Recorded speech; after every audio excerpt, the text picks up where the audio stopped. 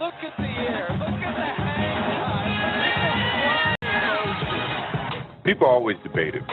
Who's the greatest player of all time? Dumb question. It should be, who's the greatest team of all time? WGAG Radio. Sorry, Showtime.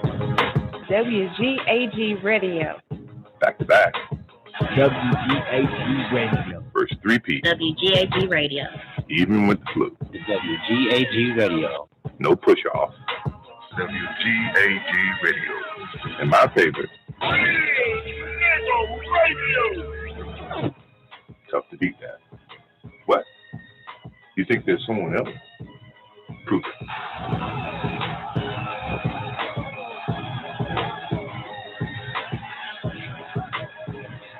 Look at the air. Look at the hang time. The word, let's say life, in the word death at the bottom, half of the circle.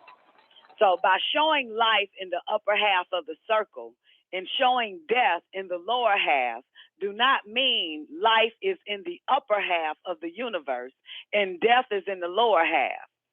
The circle simply demonstrates that life is of a higher quality and higher standard than death and exists at a different time than death. In other words, life and death of a universe exist in the same place, but at different times.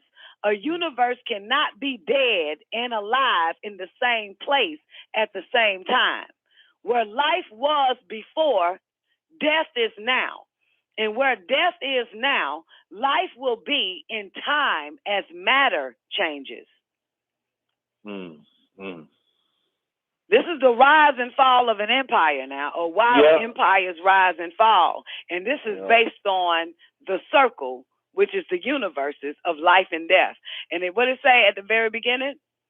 Empires rise and fall for the same reason a person or living beings in general be born, grow to maturity, stop growing, and decline. And that reason is everything exists in a circle. Everything exists in a circle called the circle of time or the circle of space or matter and time. And when a person, place, or thing reaches the top of its circle of space, matter, and time, it can grow no more or no higher or no higher. Therefore, downward is the only direction it can go by the laws of nature. And the laws of nature are the supreme ruler, made effective and binding by power of ether. Non-ether sun empowers the top half of the circle, and 6-ether sun empowers the bottom half. The top half is the time of life in the universe, and the bottom half is the time of death in the same.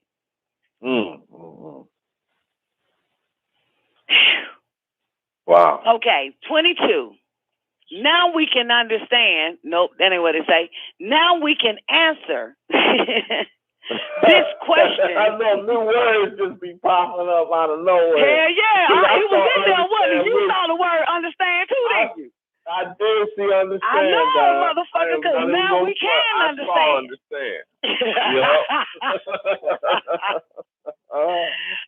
And now that we understand, now we can answer this question with greater clarity. And the question is, what is going to happen to the American empire called the United States of America and Caucasian rule in general? The answer is simply in the circle of space, matter, and time, which no person, place, or thing escapes. There is no exception to the circle rule.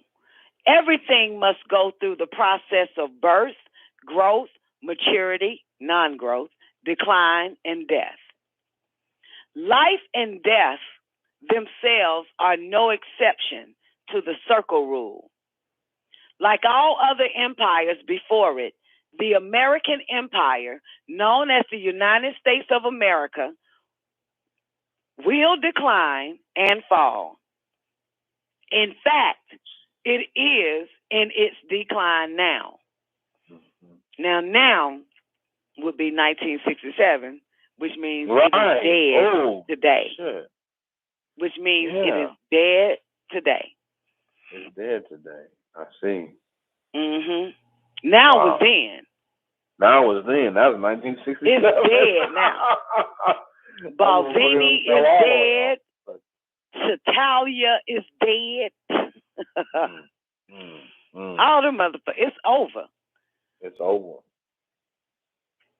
23.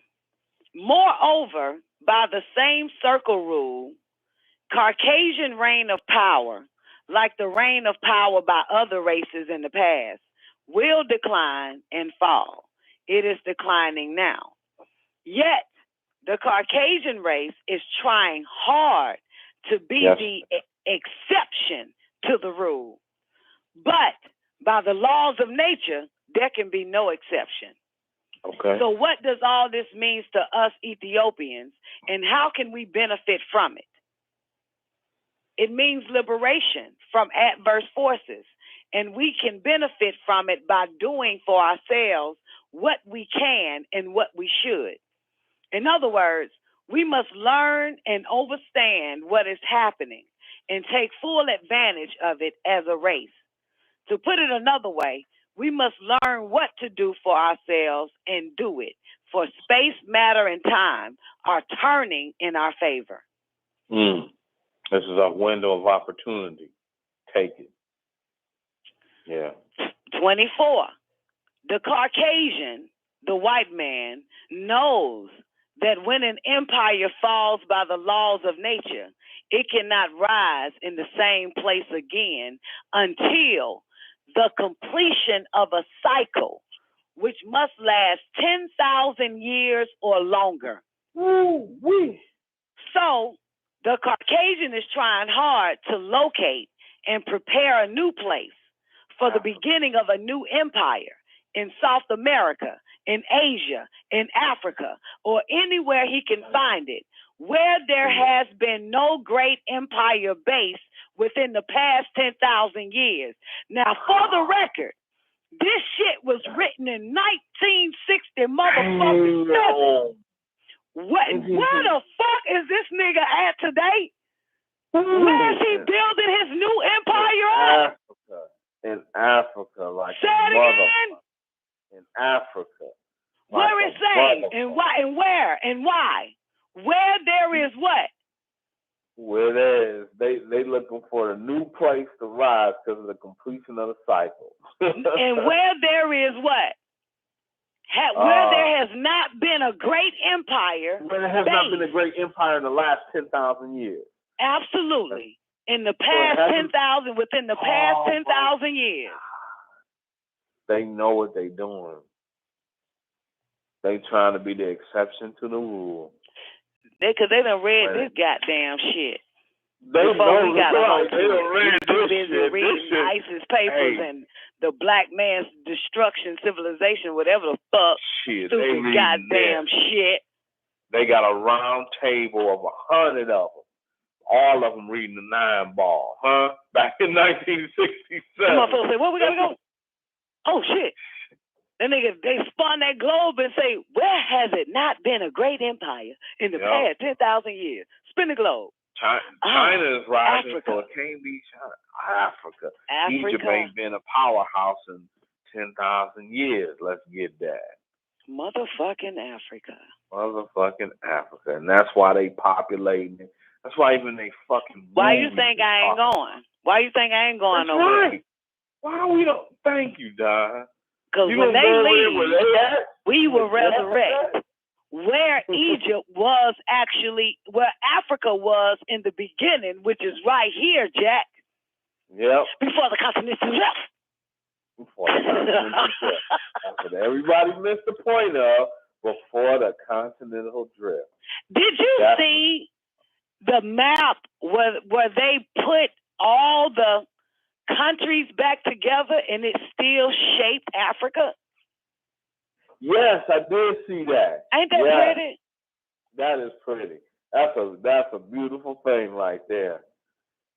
The horse's head still showed, huh? Still her. The whole planet is gone. No matter what y'all do, it's still It became Africa when it separated and divided. Yep. That's when it became Africa, to separate and to divide. Separate and divide. Okay. So here we go now. All right. Damn. Yeah. Yeah. Okay. So let's go back a little bit.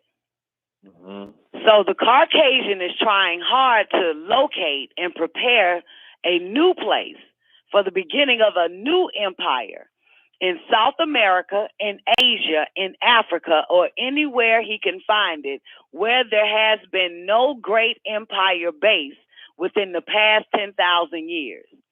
However, what the white man hopes to disregard successfully is that by the same laws of nature, which end the power of an empire, also end the power of the rule or reign of a race. Whereas Caucasian ruling power has been changing hands from white hand to white hand all over the earth for the last several thousand years. The time has come for power to change hands from white hand to black hand. This is what the fall of the American empire means to us Ethiopians. Then we will be able to help our relatives in Africa restore Africa to its greatness. I see. Non-ether is now restoring the mental power of us Ethiopians, that we will be prepared to take advantage of all opportunities favorable to our survival and well-being. We must qualify. We must qualify to rule even ourselves after such long mental illness called ignorance. Yes. Yeah.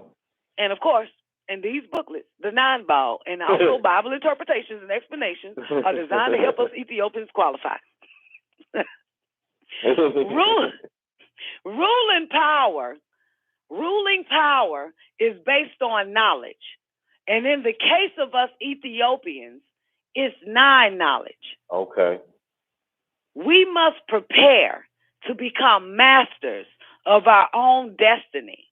The opportunity is being handed to us in our own image and in the likeness of non-knowledge, our own universal science. As the American empire, called United States of America, falls, all Caucasian rule over the planet will crumble with it. Yes. Ain't that true? They just had a report about the European banks saying they won't let people take money out the bank because they don't want the banks to crumble. Places like South Africa, Mozambique, Rhodesia, etc., enslaved and exploited by Caucasians, only exist because of the stronghold of the dragon Leviathan, called the United States of America, is still in world rule and supports them. But when the stronghold of the dragon falls, these subsidiaries of the stronghold will fall with it by help of the oppressed and enslaved people. And this means liberation. Okay. Wow. That's what we seeing. This is basically like, I could really see this in a fucking closed room where a motherfucker is explaining this shit. Yeah. Can you know what I'm saying? Like, only with select individuals, like, when this shit the falls, round table. the only reason why, because, like, this is fucking incredible. I feel you on that, dog. I see it. So like you talking to you in that room in that circle table. Yeah. You know what I'm It's saying? just Like, it's some shit that you're having in the janitorial room at the fucking White House. Yeah, that's or right. the Pentagon. All Or the janitors. Pentagon. Yeah. Or the goddamn Federal Reserve or some shit. Federal Reserve, yeah. Don't it feel like just fucking wait? Like, watch what the fuck happens. Yeah, just wait. Here it comes. Yeah, Des says that we are elect for even having this combo. Dang, that's right. Wow. Wait a minute, what you mean we, Des? We don't accept Hebrew Israelites, boo. What do you mean we?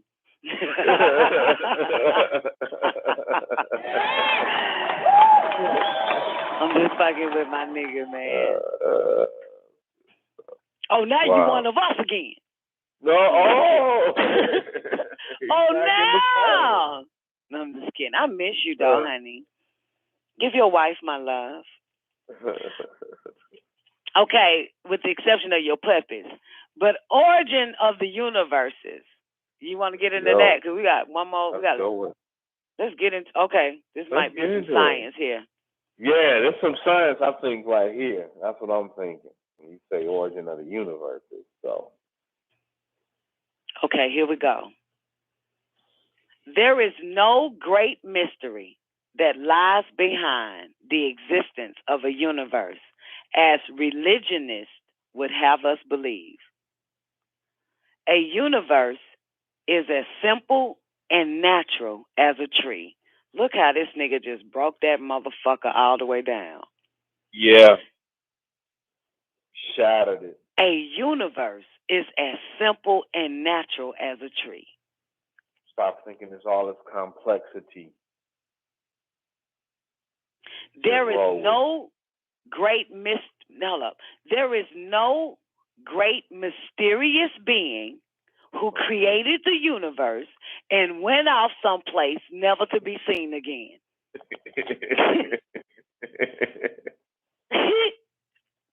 Let me repeat that shit again. Repeat that shit. It's worth repeating. Repeat that shit again. There is no great mysterious being who created the universe and went off someplace never to be seen again. We have never been taught that just as all living beings have a nature of their own passed on to them by absolute nature. Absolute nature itself has a nature, which is called the nature of nature. The nature of nature is the energies of nature doing what comes natural. When one understands the nature of nature, the ignorance known as mystery is destroyed. When one understands the nature of nature, the ignorance known as mystery is destroyed. Wow, there it is. That is the science. The nature of nature is the motivator and activator in existence. The nature of nature causes the activities of the one supreme being, which is absolute nature, which is all space, all matter, and all time. That's the nature of nature. The slave master has never taught his captives anything about the nature of nature because it would destroy the master's deception called religion. And once the falsity known as religion is destroyed from the captive's mind, the oppressor knows that the slave would be from under his spell of dominance and damnation. I'll just say free from under his spell. It is the nature of nature to exist by opposites, positive and negative, male and female, life and death, winter and summer, order and disorder, etc. Parts of nature exist as universes while other parts exist as chaos. Then the parts that existed as universes exist as chaos, while the parts that existed as chaos exist as universes. The death and the life of the universes that was talked about earlier when Fire broke it down about those zodiacs of the animals is the dead universes. That's right there.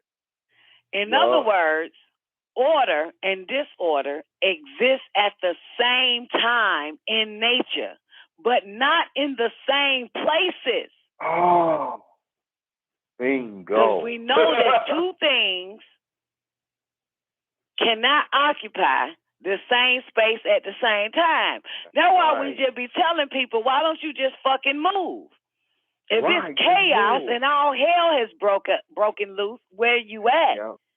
You cannot get order when there is disorder taking the place or the space, taking up that space. You're going to have to fucking leave. Right. You have to. Because that chaos can't be in another place. All you have to do is choose this place where that chaos ain't. Yeah. Damn. In other words, order and disorder exist at the same time in nature, but not in the same places. Then order and disorder alternate back and forth by exchanging places via growth and decay. Okay. That's why it's so interesting too, because it says that timely movement gets one out of danger. When you move in the right time, it gets you out of danger. Yeah. This is why I overstand now. Because when I moved to Macon from Atlanta, I swear I was in heaven. Mm-hmm. You couldn't tell me I wasn't in heaven. Oh my God, it was the best place on earth from where I was. And all of a sudden, Dr. York told me to get the fuck out of Macon. And I said, why? And he said, because it's about to collapse. Okay. Which means that all hell is about to break loose.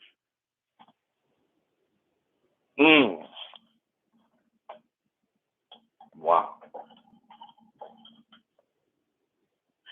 Now, prior to me being told to leave Macon, when it was time for, motherfuckers to leave New York, it was the same shit. Look what's happening now. That's right. Look what's going on. All that crazy shit. Yeah, and now motherfuckers is caught up in that fucking chaos. Yes, son. Yep. They told me and my son to get up out of Detroit, and the vortex did not hit. You know what I'm saying? I'm with you on that. I've seen that. And they tell you, they like, go here, get out of there, go here, keep going. Yeah. And you know the part of Macon I go to now? What's that? Right at the tip of where my town is at. I only go right there, like, Wow. Like, you know what I'm saying? Like where the country of Macon is, because I'm in the country. That's as far as I go, right there. That makes so much sense. Man. I don't go deep in the city. There's no business for me. There's nothing there. I see that. Because when I first came to California, I was in the desert area. The heat, I got out of the desert area. I didn't know the heat was about to hit to like 129, 130 degrees. But I left before that happened and moved near the beach. But when I go back to that area, it's where I belong, which is at the top of a mountain. Mm-hmm. And I only go there to the top of the mountain where one of my family members live, and then I come back to the beach. And you don't go no further than that. And I don't go no further than that, Don. Wow, Don, that's some, oh my goodness, Don, you just laid it out. Wow.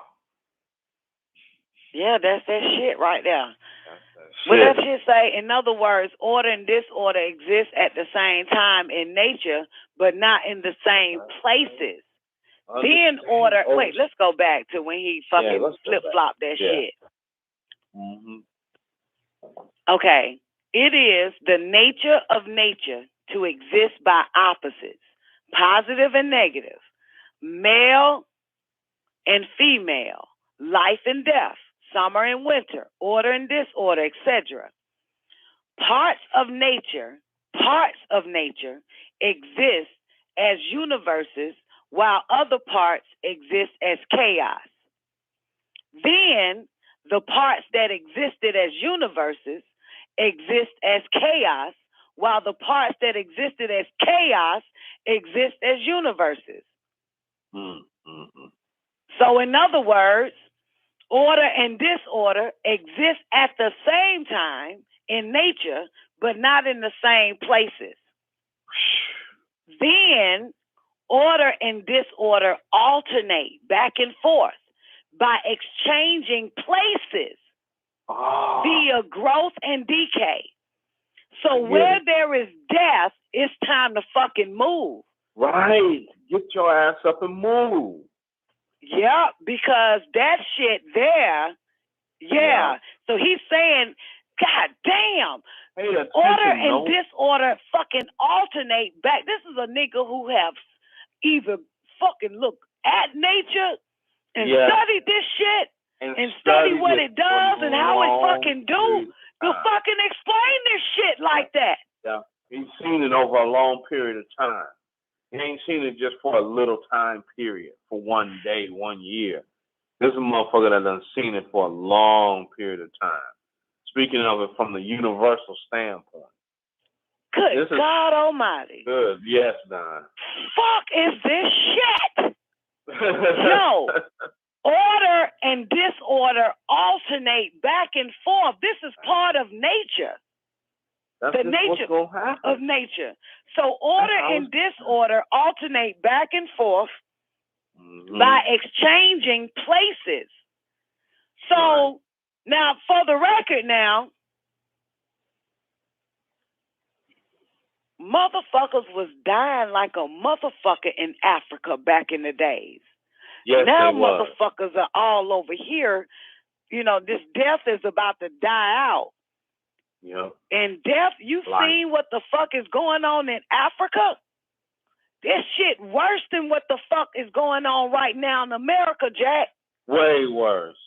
In America. So you can tell that it's changing. Yeah. Death is changing to life. Wherever the fuck this motherfucker is going to go, that's where you're going to find death. Because that's who they are. They know where to go where death is. Because I ain't never seen so much fucking sick shit and heard about so much sick shit in Africa until them motherfuckers start going over there. Not exactly. You never heard this shit is that back much to sick back shit. to back to back to back to back with them motherfuckers. And it don't stop. And it don't stop. And this explains it. It's nature. Chaos Order and disorder alternate back and forth by exchanging places via growth and decay. Know that shit. When the summer cycle comes to the chaotic parts, primeval chaos of nature, universes sprout and grows like trees throughout existence that has been in disorder. Damn, universes. Hey, hold on. Not one or two, not a galaxy, but motherfucking universes. Exactly. When the winter cycle of existence comes to orderly parts, which is the universe of nature, the universes crumble and return to primeval chaos, which others in other places, let's do that again. When the winter cycle of existence comes to orderly parts the universe of nature, the universes crumble and return to primeval chaos, while others in other places are beginning to grow. I guess so. A universe is not something mechanically made. It is a growth in nature, as natural as a plant. It is the nature of nature that starts a universe to grow. And the nature of nature starts a universe to crumble. I see. Nature exists in circles and cycles of limited duration. It takes a universe 9 years to be born. To put it another way, the time it takes for non-ether to fully form a universe is 9 years. And this time is a universe's gestation period. Wow. Why a universe sprouts and grows is because the summer of existence returns to that part of nature. Origin of a universe takes place this way. Imagine a very thick fog-like condition existing in very vast areas of space as a thorough mixture of gases, very fine soil, chemicals, and all other types of elements. This is primeval chaos. Okay. Got it. When the summer season returns to this area, like a seed planted but waiting for spring to arrive, the gases and chemicals and all active elements which had been floating aimlessly in space begin to accumulate in a central point. Wow. These active elements float aimlessly because there is no gravitation at the time, and there is no universal body anywhere near to attract or pull them. Wow. That's hot. Now, you a little nerd, so you're going to have to give me what you got from this. Okay. He explaining the origin of the universe. So I'll just give you an example. When Fireliners brought that out about the necromancy and the zodiac being the dog, not the dog, but the animal constellations, there is a constellation, there's a couple of constellations that are shaped as people holding staffs. Example, I'll give you one called Boots. Nobody ever talk about this constellation called Boots. It's in the shape of a person. It's not in the shape of a dog. That is a fully formed universe in full life, just like Orion. But when this was happening here, the origin of the universe, before it gets to that point of being in the shape of that person, we'll just take Orion, for example, or Osiris holding a staff. It is nothing but gases and elements that are floating, fine soil, chemicals, elements, and gases just floating aimlessly. No gravitational pull holding it like a solar system or like the galaxies that are in the spirals. There's none of that going on. They're just floating aimlessly. But that's in the winter cycle. When the summer cycle comes back around, there is a creation element of gravitational pull that pulls all of that together to start forming an actual fucking universe. So now it starts to form the life of a universe. So, example, that constellation, which is a universe called Boots, is now was first nothing but gas, soil, chemicals, and elements just floating around in the winter season. In the summer season, it's like a plant. That summer season come around, in time, and that starts pulling together with gravitational pull, and it becomes a universe, which is a central point. So it's like a plant, like it's saying, it goes back to the beginning of this when it said it's not complicated. It ain't like all this wild shit to make a universe. It ain't that deep. That's what he's saying. I've been watching this primeval chaos. In the winter season, it's just shit floating around. In the summer season, the shit start to grow and become a universe.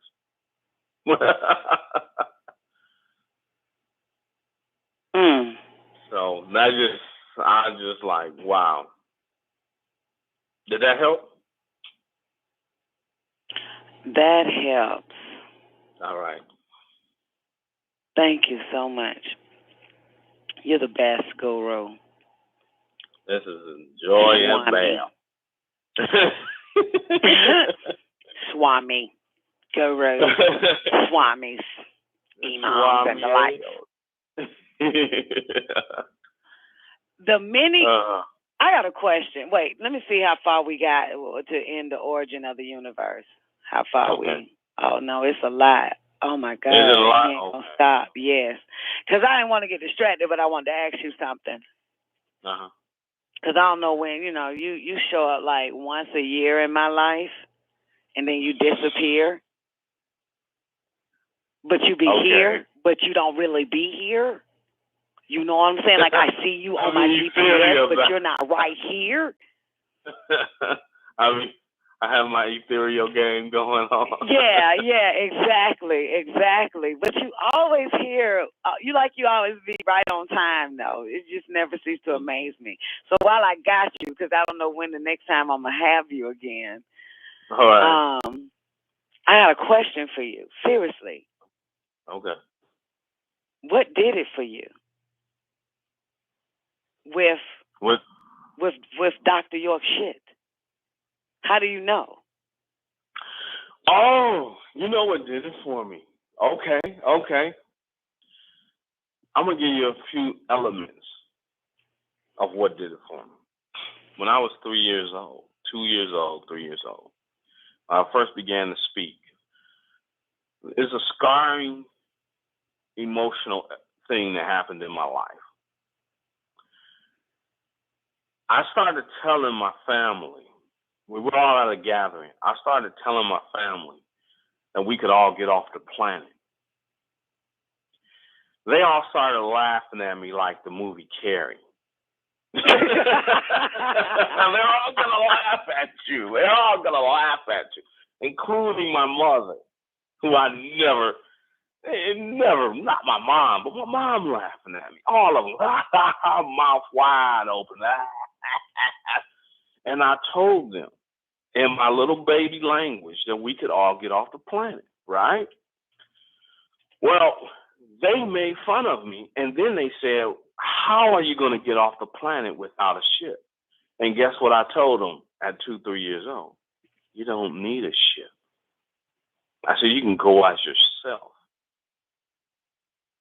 They laughed harder at me.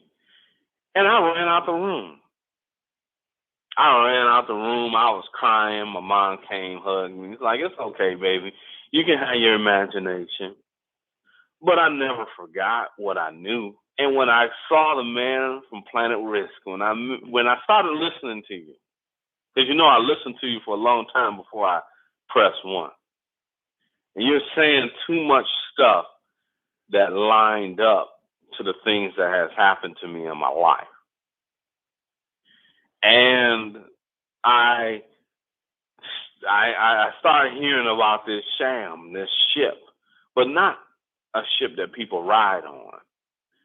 There's only one person that has ever spoke about you can transform yourself into a ship that agreed with my soul from when I was a child, a baby. And that was Dr. York. When I read Man from Planet Risk and I started seeing about this sham. And I was like, wait a minute. This is what's going on. This is actually what I've always known deep down in my soul. It ain't got nothing to do with nothing else, no movies, no with nobody. Because understand, when I was 2 or 3 years old, this is the 70s. It wasn't like it was a lot of TVs out. It wasn't like I was watching TV and reading books. This came from directly within me. You see? So that's one part. The other part that did it for me is when I was younger, and I was in the Kingdom Hall of Jehovah's Witnesses with the elders and all the elders around me. I proposed the question, and I said, what if all of the religions are just keys to a puzzle, and with every religion we will find the actual key to the truth, and it will unlock a whole new information that all of us is just, we're basically, this is elementary school to what we're supposed to be learning.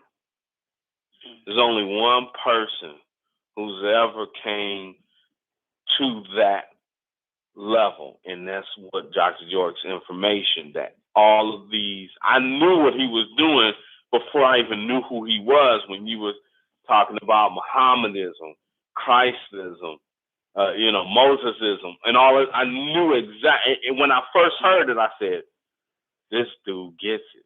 He gets it. All the pieces is a puzzle to unlock the real information. Now, I didn't know about the spells. And once I started learning about the spells, that gave me the ability to articulate what I've always been knowing, is that we've been trapped under spells, but these are just been broken up pieces of a giant puzzle that unlocks the true information. And like with this, 1967, 9-ball, he's easing everybody into it. He had to take you out of Islam. He had to take you out of Christianity. He had to take you out of Judaism in order to get you to the true information. He had been waiting, and when he came, he said, oh, my God, I didn't know the evil one had got y'all like this. So let me come get all of y'all first. And I've always been that type of teacher, but nobody has ever shared that thought process with me until I started with the Dr. York stuff. And I get it. I was like, it's such a high advanced level of that teaching that I've always done. And what's funny, through my life, I've always told people, I'll give them some information. I say, I'll be waiting for you on the other side. When you're ready, I'll be there. And and we had a show on that one time. And I was just like, whoa, this is just exactly, this is exactly it. Then I called into the show one time, I think it was last year, and I told you I knew about the Order of Melchizedek. And you were like, how did you know about the Order of Melchizedek? My first lecture that I gave with the Jehovah's Witnesses was on the Order of Melchizedek out of Malachi. That is not a coincidence. Get the fuck out of here. That was my first lecture, 12, 13 years old, was on the Order of Melchizedek in the book of Malachi. No elder, no high spiritual person has ever been able to answer my questions about the Order of Melchizedek until now. What's the I've answer? always held. What's the question and what's the answer? Of who is Melchizedek and where he's come from. I knew it was more because nobody could answer it. My mother, my father, the elders, the spiritual leaders. I even rose to a point where I was supposed to be I spoke before thousands of people and electrified them. And the headquarters of the Jehovah's Witnesses rushed me into a back room and said, we haven't met somebody like you. How old were you? At that point, I was 21. Mm-hmm. And I electrified. People were standing on their feet when I was done. And they took me into a back room and said, we give everybody else an application process and this and that. And they said, if you want to go to Bethel, the house of God in New York, we will give you that access. Everything is yours. You can just take it. And at that time, I was involved with my son's mother, my ex-wife. So we know which one won out on that one. The goddamn pussy, because the girl down there is good. That shorty told me, hey, Don, that shorty dropped a line on me. She said, you could go do what you want. You could do whatever you want. But that don't mean I'm going to be waiting for you. And I was like, shorty, I can't pass that up. And you was 21. Wait a minute. So what all did they fucking offer you? They offered me a place to live, access to all of their information, all of their files. They said that I was one of the ones that would become an overseer. I was in line to become an overseer, which means I would oversee regions of churches or regions of Kingdom Halls. And that I would go deep into the training because I was in the illumination training. Interesting word. Illumination training for the new world as a pioneer. And they was like, this dude right here, you can have it all. You know, you ain't got to pay for nothing. You know, you just come out here, you got a place to live, just study with us. You'll become an overseer. You'll be overseeing all of these congregations and all that good stuff. And the deeper knowledge of the Jehovah's Witnesses, which now I know is the masonry, you know, which was what was getting ready to get offered to me. So, yeah. So the Dr. York information started piecing together all these pieces to the puzzle. I was 12 years old, that 12, 13-year-old time frame. I was at school, right? There was a science project. This is another one of my projects that got mysteriously taken, right? They said, the teacher said, for this project, you can design anything you want. So guess what I designed? I said, everybody's been bullshitting. Nobody has designed a flying car. So guess what? I found one book that I can never find again, but it described everything about satellite technology. And I took satellite technology and reverse engineered it into a car in my report. And the principal and the assistant principal, everybody was blown away, and they was all discussing my report. What I designed was a car that would fly, but with the satellite technology, but we would have to put limits on it so that the satellite technology would jettison it into space, this car. But if you put certain limits on it, you could actually harness the energy within the different levels of the stratosphere, atmosphere, blah, blah, blah, all that stuff. And you could keep it through balancing in our atmosphere on Earth so we could fly around in the car. I've never seen that report, and I've never found that book again. So, have you seen your car yet? Not yet. I've seen it in movies, but I haven't seen it in real life yet. I've seen it. They already got it if it's in movies. They've already got the car. Yeah, what movies? They've already got it. What movies have you seen it in? I've seen it in Fifth Element. Definitely. I thought so. Fifth That was Element. the first thing that came to my mind was Fifth Element. I was like, oh, for real. When I saw Fifth Element. The other one was Back to the Future. It wasn't as crude as Back to the Futures, was a little more crude than what I designed. What was the other movie? Oh, it was another movie. Oh, Blade Runner. But that was a little bit older than when I had acted. Well, no, actually, that was the same time that I designed that. What am I saying? I'm forgetting the time frames, right? But yeah, I'll never forget that. And so truth be told, I got depressed about some of the designs and things I've talked about, and I kept them to myself until now. And now I'm able to actually entertain a lot of my older visions that I've had. And I haven't had a chance to talk about the actual visions because I just keep them to myself. I've had walking visions, not when I'm sleeping, when I'm walking, when I'm awake. I get those too. I've had a lot of visions. And they've been described in what I see now and what they're talking about in space, in the comets and stuff like that, and the stuff with Dr. York and Shambhala and Agartha and the Nibiru and all that stuff. So it's actually it's like, hey, you're home with everything you've already talked about, everything you ever known and believed in. You finally found. Which is a little bit different than Neo. Neo didn't know shit. Yeah, Neo didn't know shit, whereas I did.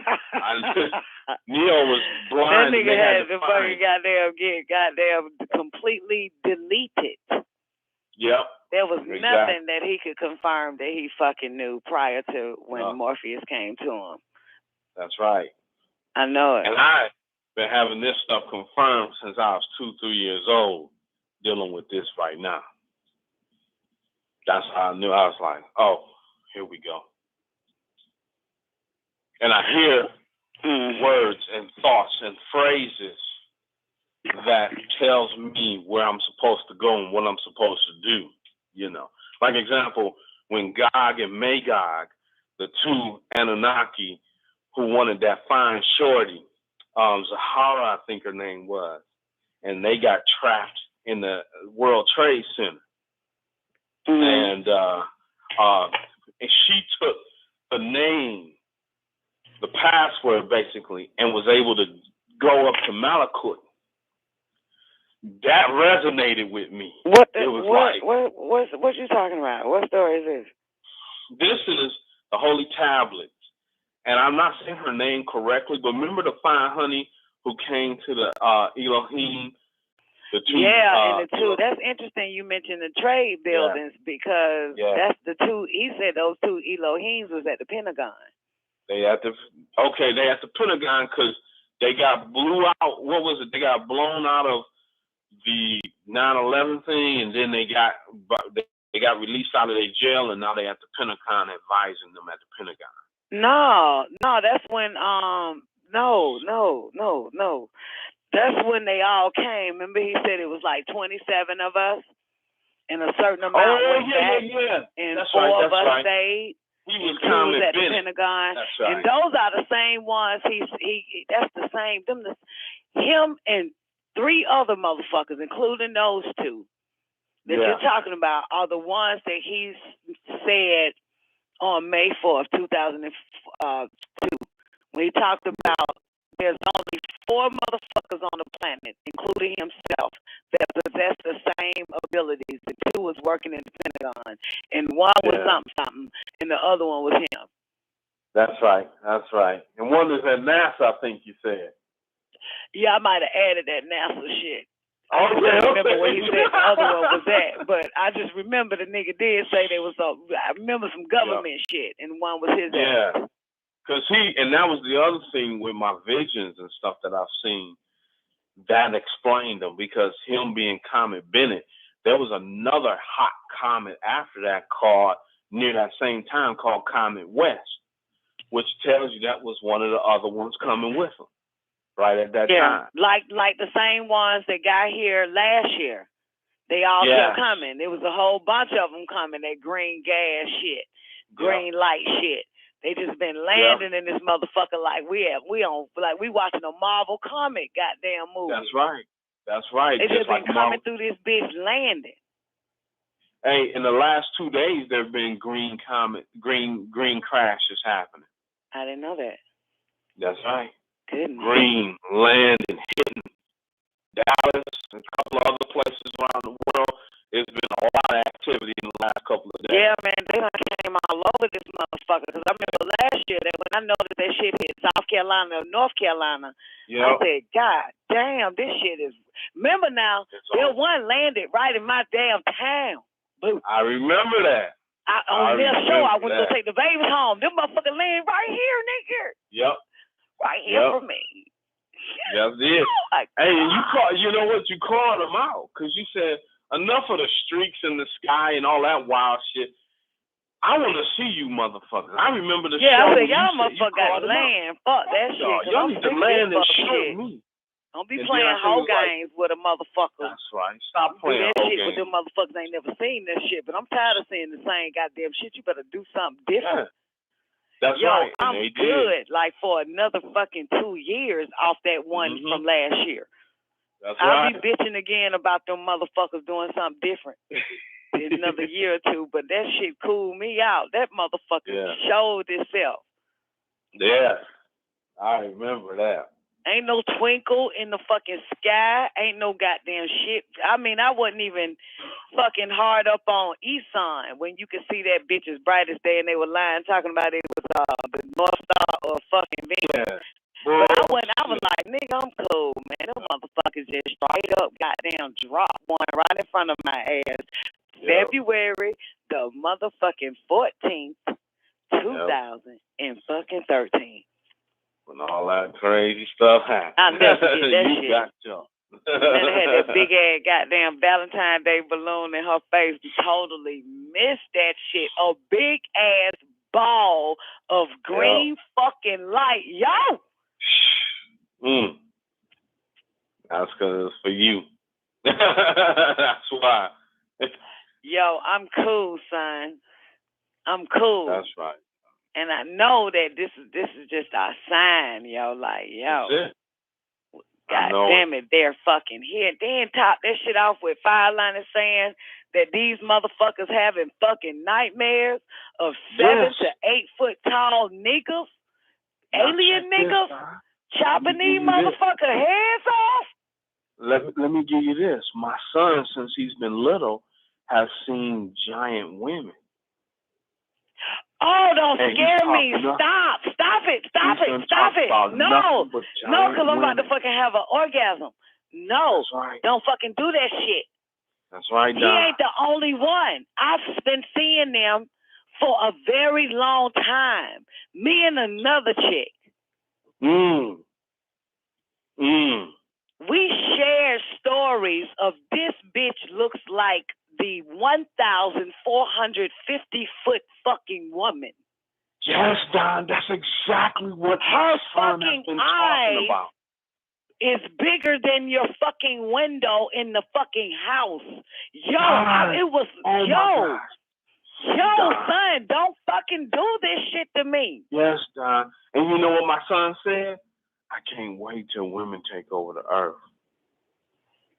Yo, this bitch came to me one day, yo, and stared. I was like a little fucking human doll.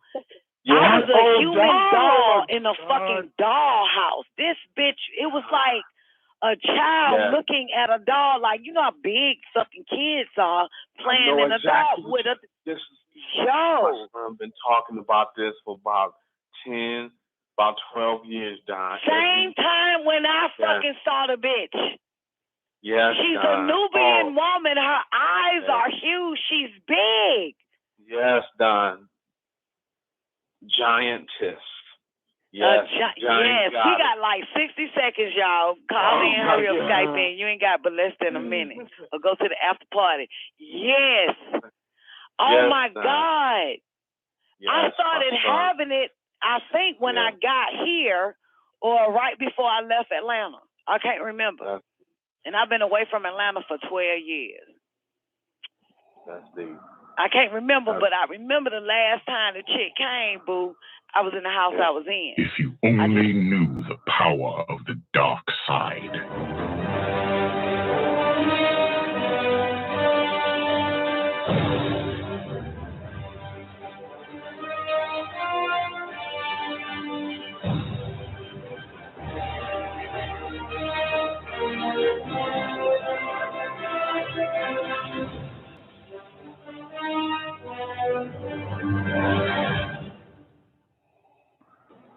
There are relics that predate the universe itself. What lies within her appears to be one of them. The 9 realms are not eternal. They had a dawn as they will have a dusk. But before that dawn, the Baddest bitch in El Cologne. reigned absolute and unchallenged. Don NICOLEONE. Made a weapon out of that darkness, and it was called the ether. While the other relics often appear as stones, The baddest bitch in El Cologne. is fluid and ever-changing. It changes matter into dark matter. It seeks out host bodies, drawing strength from their life force. Don NICOLEONE. Sought to use the ether's power to return the universe to one dark.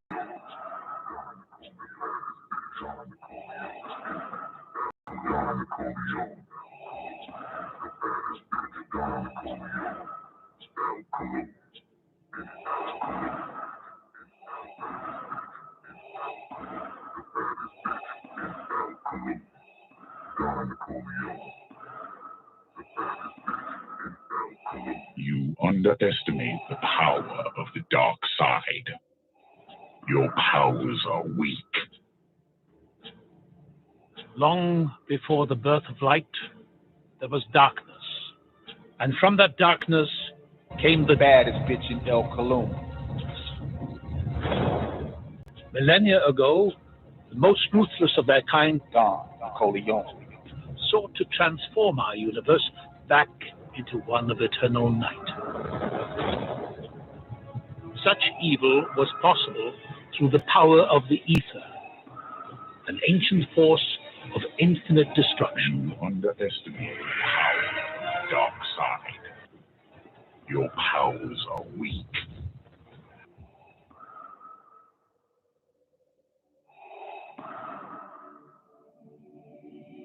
It is your destiny. You have failed me the last time and time.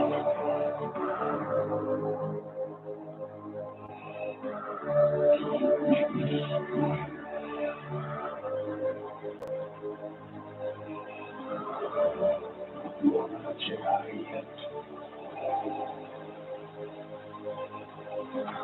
Baddest bitch in El Cologne. Baddest bitch in El Cologne. Baddest bitch in El Cologne.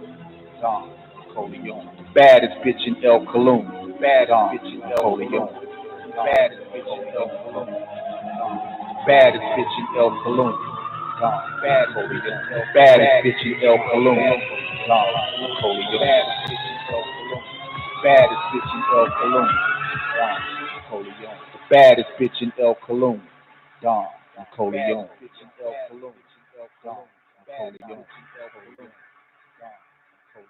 You cannot escape destiny. Accept your fate. You are beaten. Yeah, the darkness is once again visible, niggas. You know what time it is. You've tuned in to WGAG Radio at this time for one reason only, to hear the greatest voice transmitting throughout cyberspace. You know who she is, the Sublime Oracle, the baddest bitch in El Cologne. Yeah, it's time for the Don NICOLEONE Show. You underestimate the power of the dark side. The baddest bitch in El Cologne. The baddest bitch in El Cologne. The baddest bitch in El Cologne. The baddest bitch in El Cologne. Don NICOLEONE. Don NICOLEONE. Don NICOLEONE. The baddest bitch in El Cologne. The baddest bitch in El Cologne. The baddest bitch in El Cologne. Your thoughts betrayed you.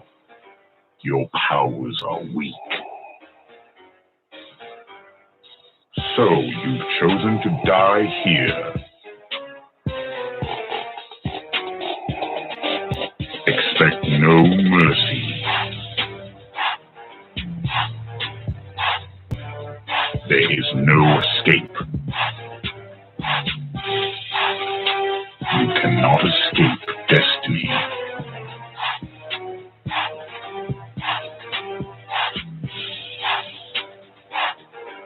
Accept accept your fate.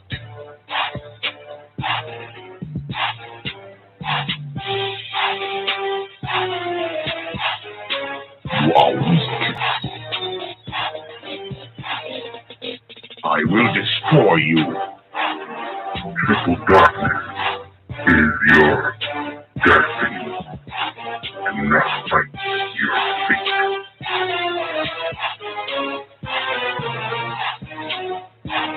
You are beaten.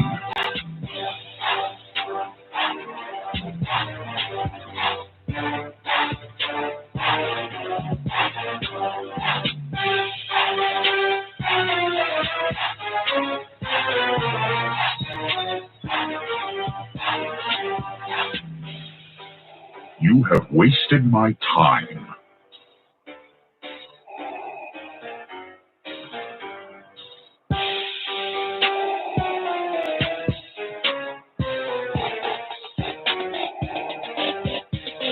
This is the end.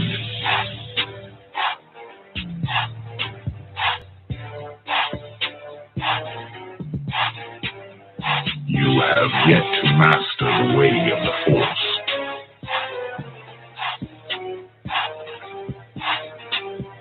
Don't underestimate the power of the Force.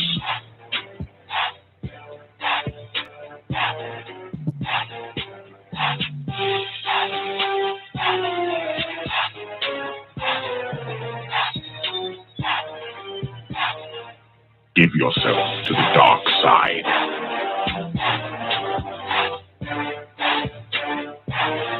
It is useless to resist.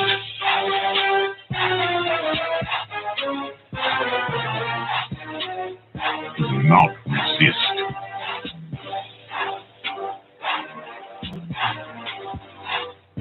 Unwise. This is the end. If you only knew the power of the dark side. Give yourself to the dark side.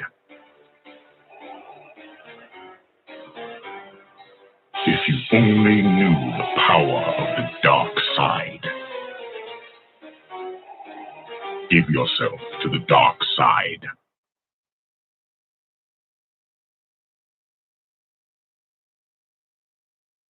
Do you now understand the power of the dark side?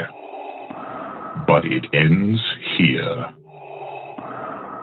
Now give it up for the baddest bitch in LOCKDOWN, Dawn, NICOLEONE.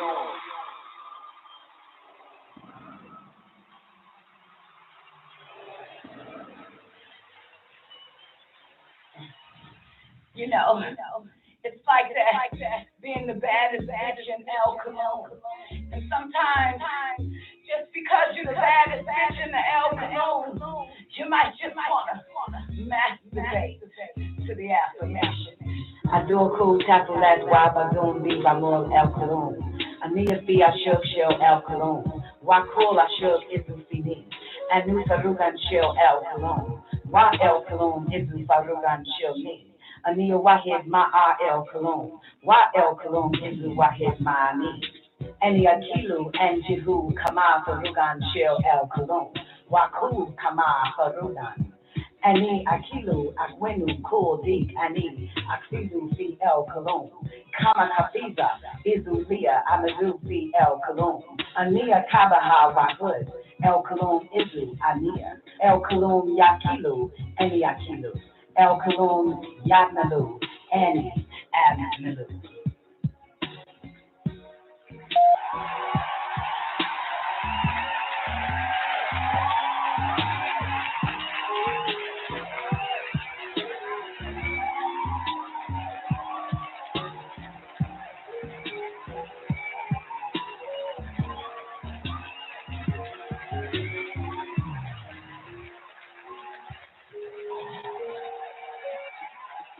I am in the love of the all, and all love is in me. I am a part of the all, and the all is a part of me.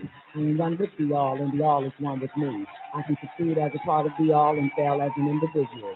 I can be all that I wish in the all, as long as my wish is to stay in the all. I'm never alone. The all is, I am. The all can, I can. Be all does, I do. All does I do, baby. Hey.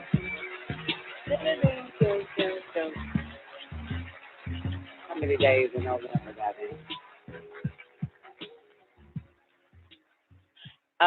Ladies and gentlemen, you are officially tuned in to the Don NICOLEONE Show. It is Friday. Yes. Great day to everybody tuning in to the L's Holy Tablet Show. Lord have mercy. To the Don NICOLEONE Show, man. Great day.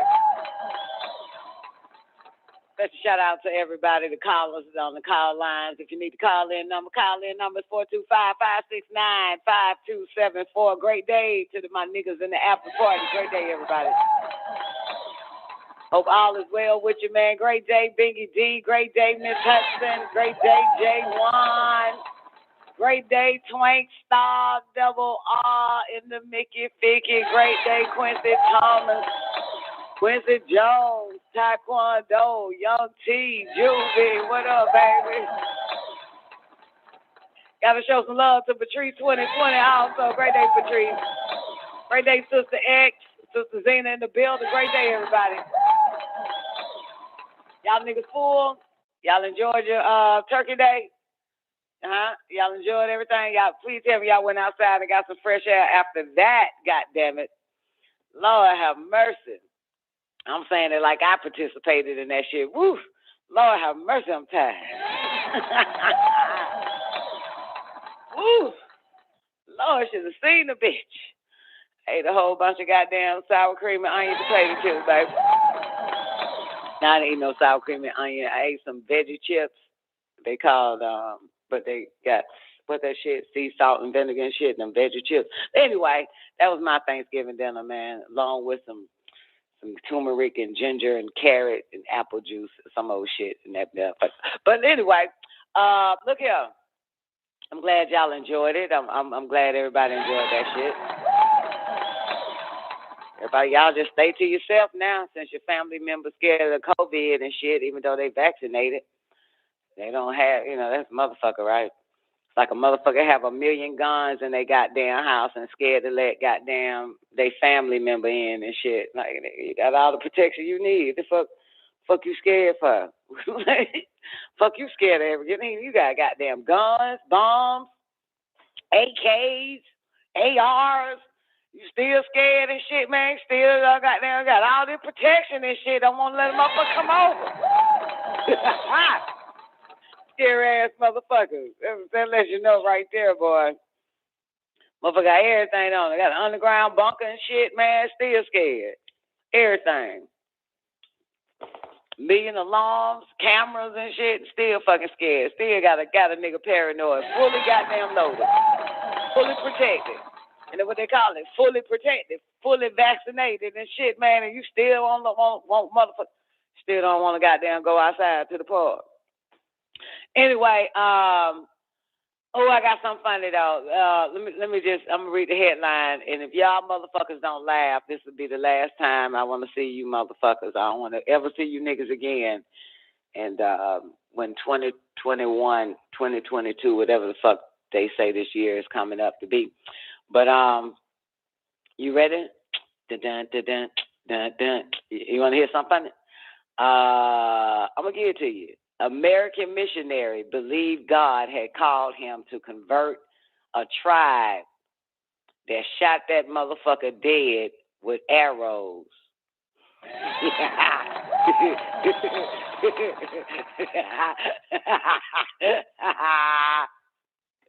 That shit ain't funny. Y'all motherfuckers better give me a big ass LOL, goddammit. Got that old white man fucking around with these goddamn tribal ass niggas trying to bring them Jesus Christ and shit. That mother, they shot the bastard down with arrows. Shot him down. Shot him down. And look.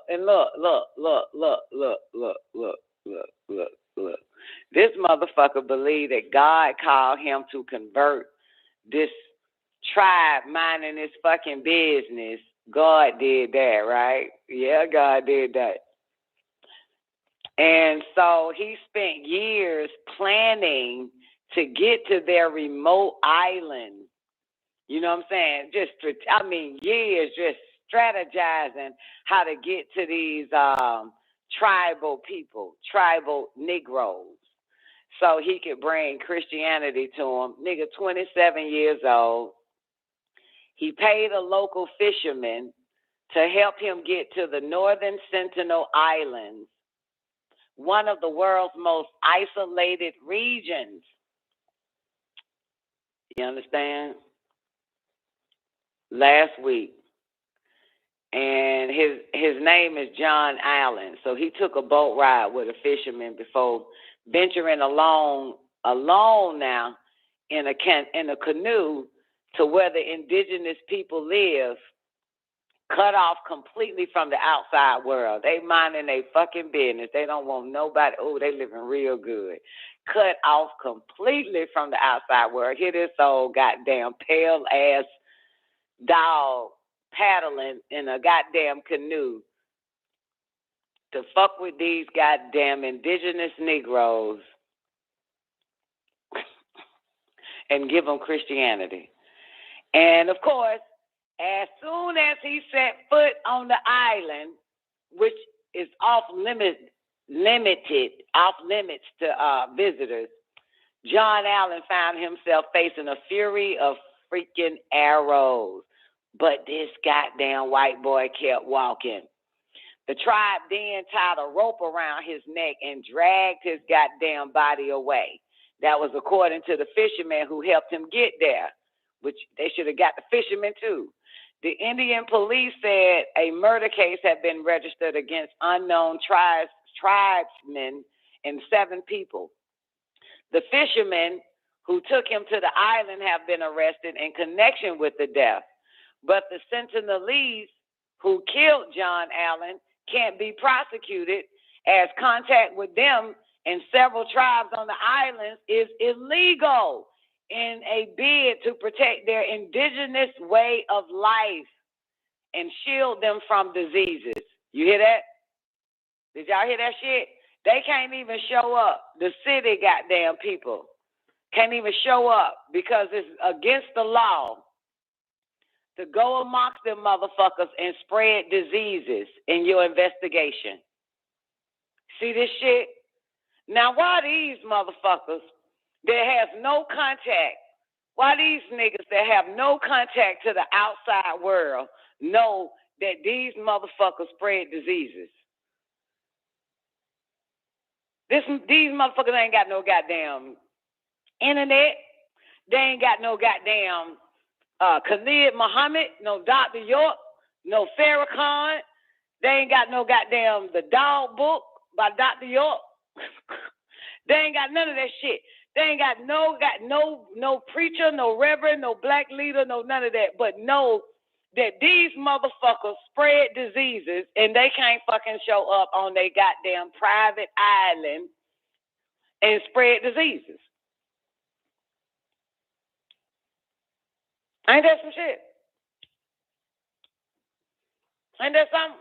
And don't you niggas think that y'all could go over there, because y'all already got disease. They're going to throw some arrows at you motherfuckers too. Think you goddamn go.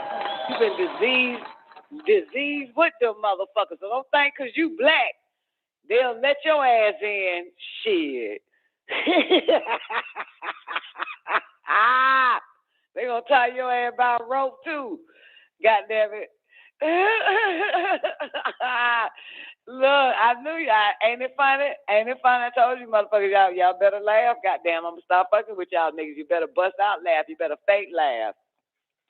Goddamn it. Look here. Look here. Look. The Indian police, let me read that part again, right? All right. The Sentinelese who killed John Allen can't be prosecuted because contact with them and several tribes on the island is illegal in a bid to protect their indigenous way of life and shield them from diseases.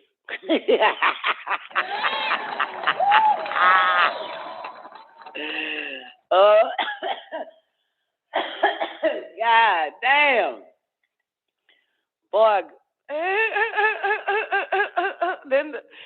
saying? Them niggas don't give a shit about your God. All they give a fuck about is their health.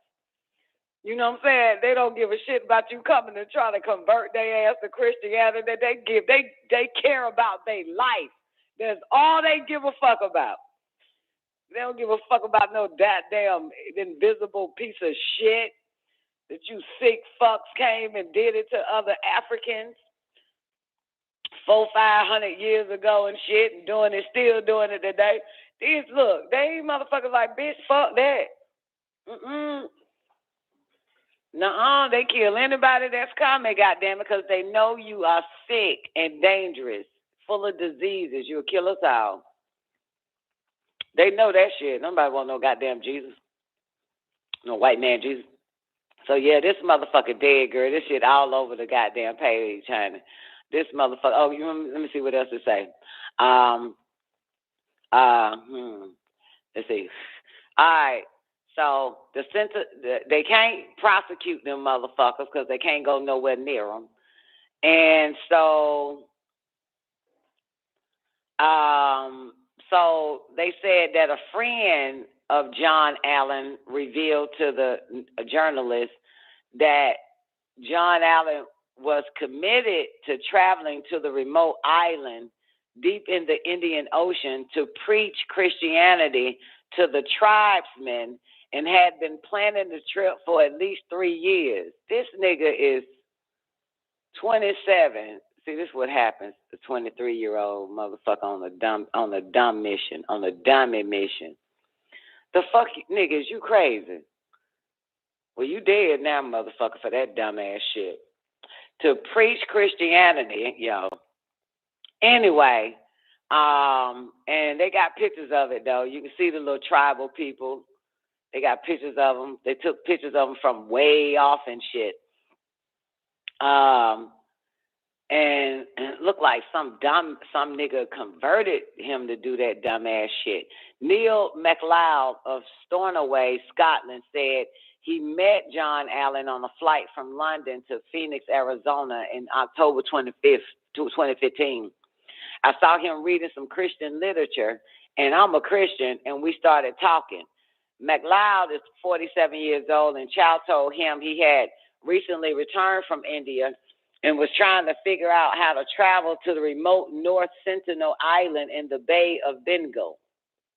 He mentioned that he wanted to go to these islands. The islands were where he has now died, says MacLeod.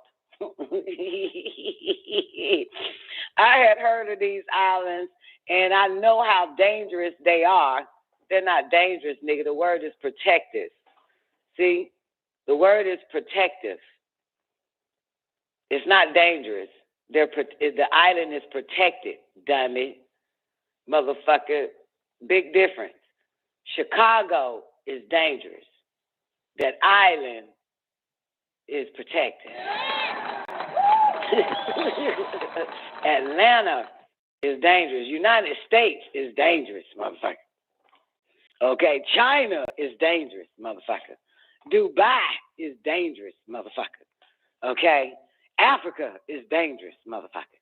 Anywhere you motherfuckers goddamn touch is very dangerous. Very dangerous. So that little place, them people minding their goddamn business, is called protected, bitch. White man needs to shut the fuck up and stop talking. I can't stand this ass. Now look here. Anyway, where was I? So I was rudely interrupted. Lord, they done talked about Katrina 2005, all this shit in this article. Let me find out. Hold on. Let me see. Did I miss something? Where that dangerous part at? Want to go to the islands? Oh, there it is. I had heard of these islands and know how dangerous they are, so I was surprised by that. MacLeod added he recognized the dangers of traveling there, but I think he had a sense of call. Like, though I walk in the valley of the shadow of death and I fear no evil type call. Nigga, bye, die. Ooh, you already did. This was something he was working on for 3 years. He was committed to going there. In his view, he was trying to help these people. Help these people. Help these people. What they need help for? They minding their goddamn business. They minding their goddamn business. Y'all remember the saying, when you try to help somebody, they end up killing your ass.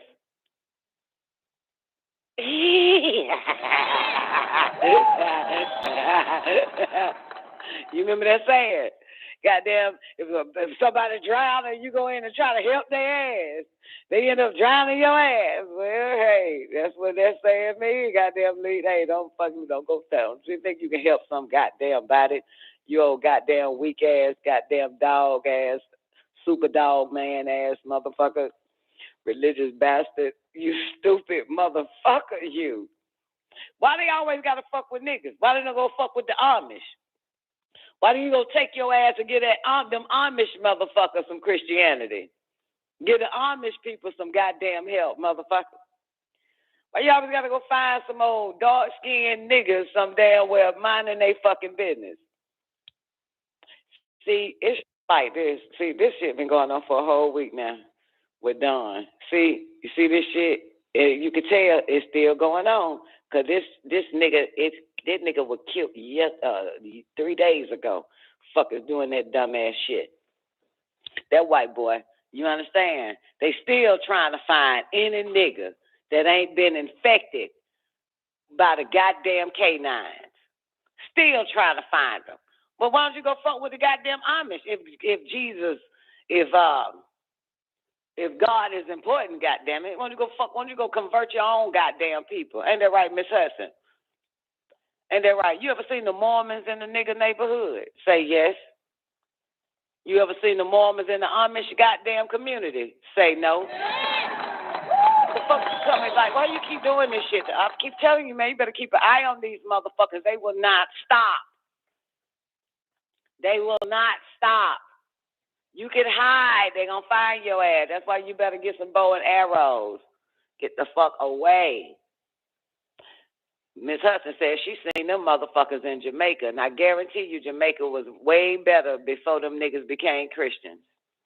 Now you got niggas that left Jamaica like, I don't want to go to Jamaica. That shit filthy, defiled. But you in America and this shit is filthy and fucking defiled with the same motherfuckers that went to Jamaica and filthy it and defiled the motherfucker and got these niggas ass fucking backwards in the name of Jesus.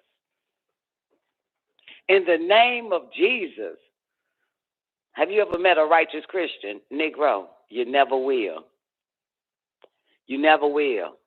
Telling you that, you never will. You'll never meet a righteous Christian Negro. Never. Never. You never will. You know what I'm talking about? You never meet one that's conscious and conscience. Never. Ever.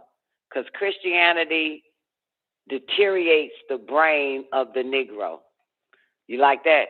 I think I'm the new African black leader for our community. Did I say African black like that? That's like saying black, I guess. Black. I guess I'm the new Moorish black Moorish, black or more, black or boy, black. God damn it.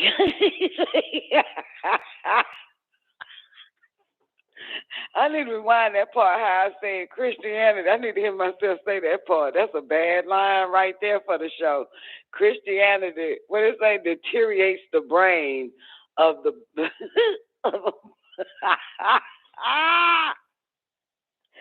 got to fucking play that shit back. I got to hear myself say that shit. I said that shit like I was a black revolutionary motherfucker. A black militant, goddamn Malcolm X.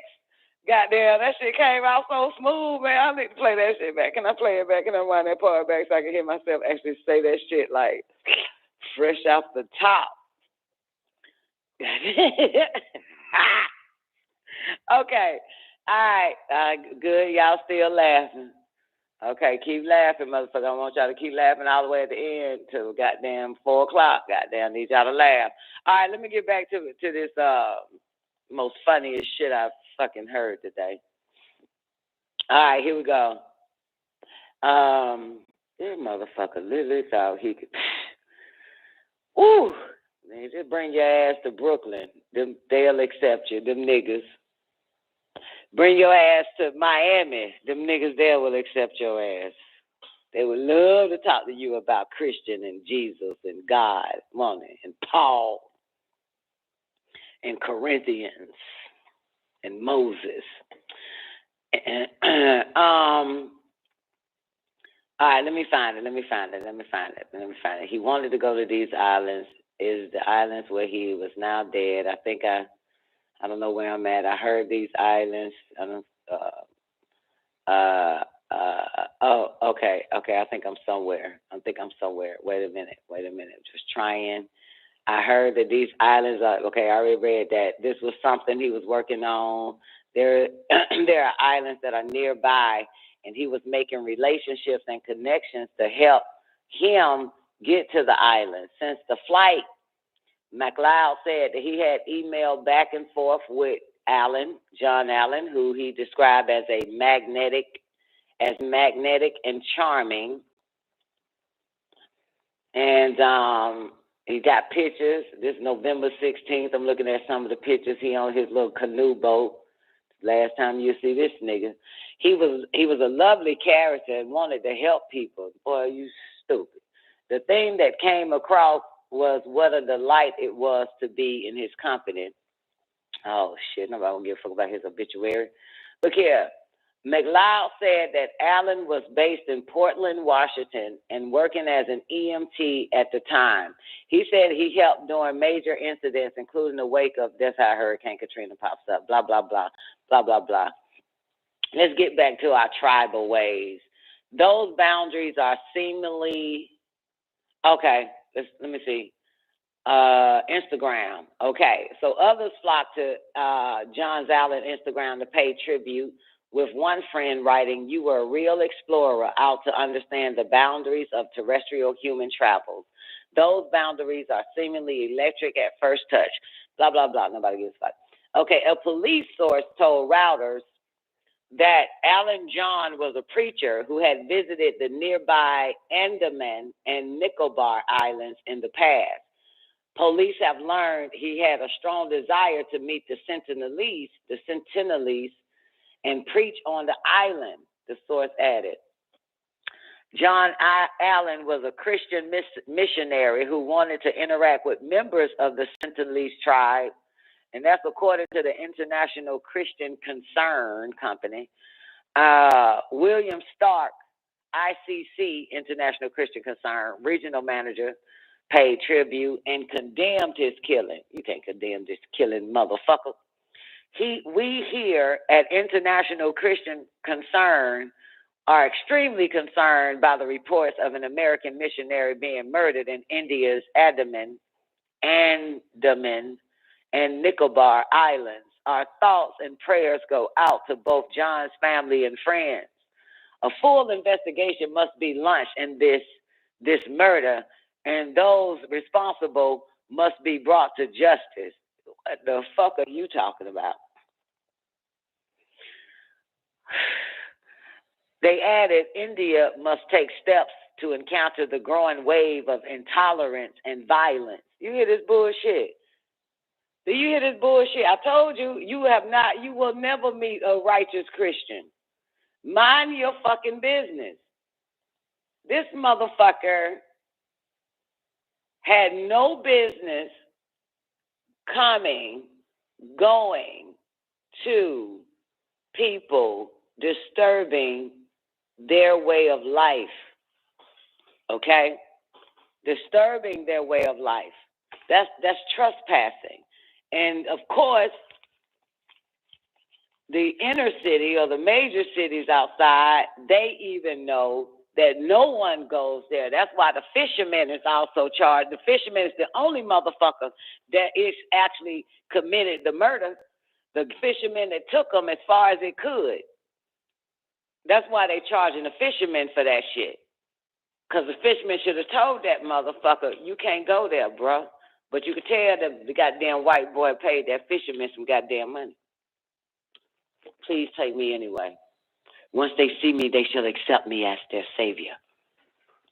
Stupid shit like that. You know what I'm saying? You know, white man has a savior complex, and then, you know, black man has it too, but this is what the fuck happened. You know what I'm saying? They do. They have a savior complex. Yeah, you keep having that savior complex, motherfucker, you're going to have some goddamn nails and screws all up on your wrist and shit with that fuck shit fucking with goddamn people disturbing. You diseased motherfucker. The fuck is wrong with you? That's one thing about white man. He does not know he a diseased motherfucker. Okay? For real, he don't know that shit. That motherfucker be talking like he ain't the one with the disease. You ever listen to this motherfucker talk? The motherfucker be like, you know what I'm saying, we're going to cure Parkinson and help people with Parkinson. Bitch, you is Parkinson, motherfucker. We're going to fix this problem with Lou Gehrig. Nigga, you is Lou Gehrig, bitch. We're going to fix this problem with cancer. Bitch, you is cancer, motherfucker. We're going to fix this problem with leprosy. You is leprosy, bitch. Like, we're going to fix this problem with gonorrhea. You is gonorrhea, motherfucker. We're going to fix this problem with AIDS. You is AIDS, motherfucker. You all that shit. We're going to fix this problem with UTI. You is urinary tract infection, you son of a bitch. Like, the fuck? You all stop talking like, motherfucker, you ain't your goddamn problem. You is that shit, you bitch. I hate this motherfucker. Don't you know what I'm talking about? You ever meet a motherfucker talking like it ain't talking about they self. They talking about everything outside. This bitch, you talking about your goddamn self too, you motherfucker. Don't they?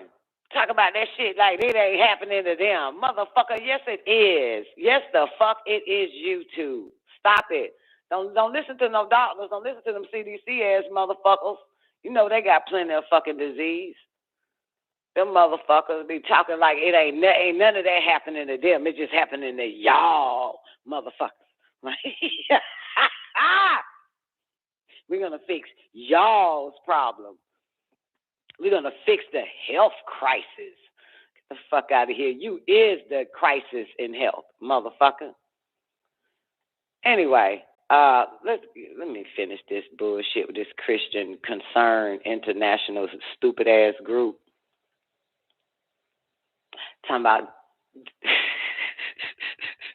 Talking about this motherfucker goddamn need to be brought to justice. Authorities say that John Allen had made several trips to the Andaman Islands recently before finally managing to make it to the remote stretch of by offering money to the fishermen. The fishermen took money. It's easy to be right on that shit. I can't take you. I give you money, a lot of money. I got a lot of money. I give you a lot of money. Please take me. You get a new boat. John Allen hired a fishing dinghy, okay? A fishing dinghy, and aided by the fishermen, reached the vicinity of the island on November 16th. What's that, 2 weeks ago, a week ago? Before transferring to a canoe. His body, spotted the following day by the fishermen on their return, has not yet been retrieved, the official added. Spotted the body, found their body. Police have launched an investigation. Deepak Yadav, a police official in the island chain in the Bay of Bengal, confirmed in a statement late on Tuesday, which was the other day. The investigation began after police were contacted by the U.S. consulate in the southern city of Chennai, which has been in touch with John Allen's mother. He tried to reach the Sentinel Island on November 14th, but could not make it. That's what police source says. So 2 days later, he went well prepared. He left the dinghy midway and took a canoe all by himself to the island. He was attacked by arrows, but he continued walking in the name of Jesus. The fishermen saw the tribals tying a rope around his neck and dragging his body. They were scared and fled, but returned next morning to find his body on the seashore. Deependra Pathak, the Andaman director, General of Police, told the News Minute that John Allen body hasn't yet been retrieved. They can't even go over there, kind of, sort of. Like, the fuck, like, if we get this man's body, we might end up being dead. His body has not yet been retrieved because we have to strategize, keeping in mind the nuances and sensitivity of other cultures. See that shit, Miss Hudson? Like, man, how we gonna get their body and shit, man? We got the fuck, we can't even cross the line. Can you see it? Can you see it, Zena? Like, we ain't figuring goddamn the police think we goddamn shit, nigga, we can't goddamn intrude on these niggas. They got a culture, man. We'll play that shit. We need to take our ass over there, for real. We got to get the fuck out, because we have a culture here. They going to come raid us. FBI and everybody going to raid the fucking land and shit. We can't practice our culture. We're black. But them white Amish-ass bastards can.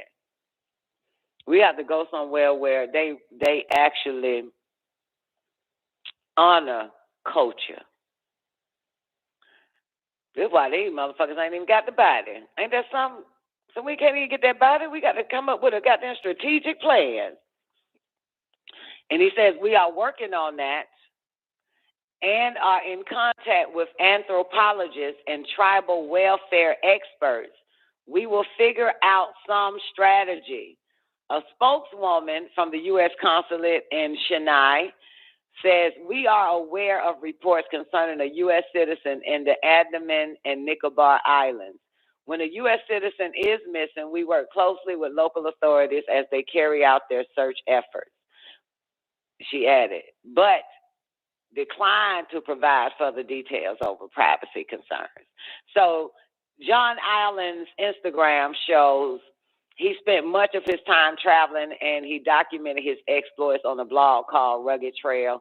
His last post on Instagram was shared on November 2nd, alongside a series of pictures taken in the jungle. He wrote, "Adventures await, so do leeches." This is what this nigga put. "Adventures await, so do leeches. And you are the fucking leech." John Allen also spoke about his passion for traveling, blah, blah, blah, blah, blah. Let's get back on point. He revealed the personal motto, "Make the most of good opportunity today." Blah, blah, blah. They are really trying to sell this white guy. This fucking, what do you call this?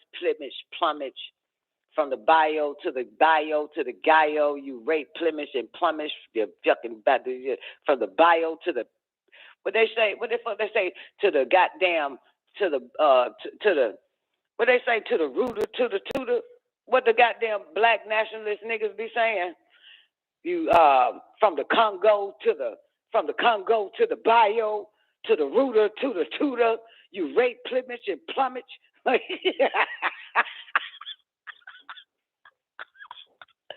What do goddamn black revolutionary niggas be saying? From the Congo to the bio, you rape, plumage, and plumage. You some old shit. Come on, help me out, man. I'm fucking struggling with this shit. Anyway, well, that's it. Yeah, I think that's it, man. Ain't nothing else, man.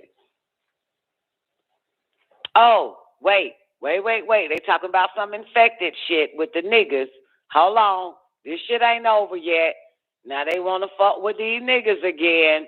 Meanwhile, Survival International, London-based organization that has been campaigning to protect the indigenous tribes living in the Andamans, called John Allen's death a tragedy that should never had been allowed to happen. The group's international director, Stephen Corey, how about that? This tragedy should never have been allowed to happen. The Indian authorities should have been enforcing the protection of the Sentinelese and their island for the safety of both the tribe and outsiders. Get the fuck out of here. It's an outsider. The fuck? You don't protect the outsiders unless you tell them motherfuckers, look, the fishermen, you just better get the fishermen for this shit.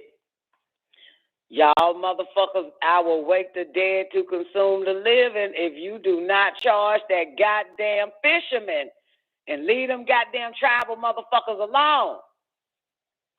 Instead, a few months ago, the authorities lifted one of the restrictions that had been protecting the Sentinelese tribe's island from foreign tourists, which sent exactly the wrong message and may have contributed to this terrible event. They lifted the restriction for foreign fucking tourists.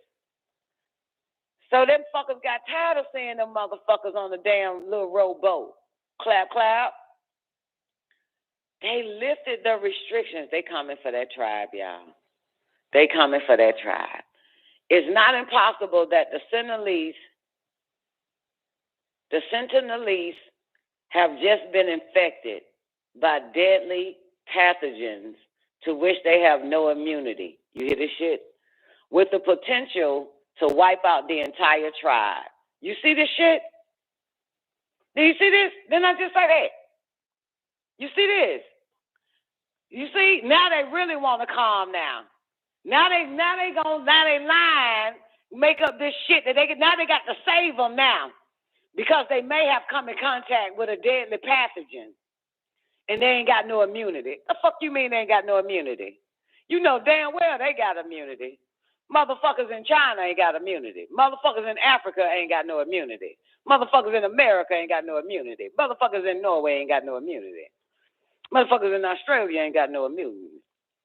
Motherfucker, y'all done fucked up our immunity. You just fucked that up from generations. We ain't got none. But these, look here.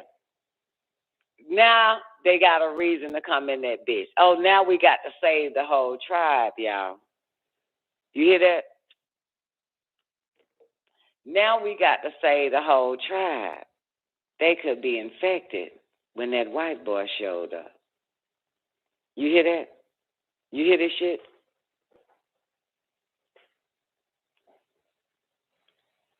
Zena said they're going to name that passage after him, the John Allen passage.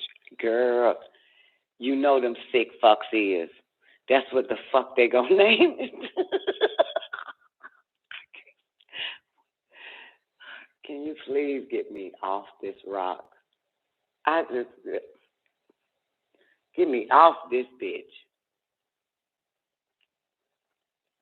They gonna kill them off and take over the island, baby, so they can have more tourists. That's right, Quincy. Yo, this is trifling. I will wake the dead to consume their ass. I won't do it for you, motherfuckers. You already 6 ether out.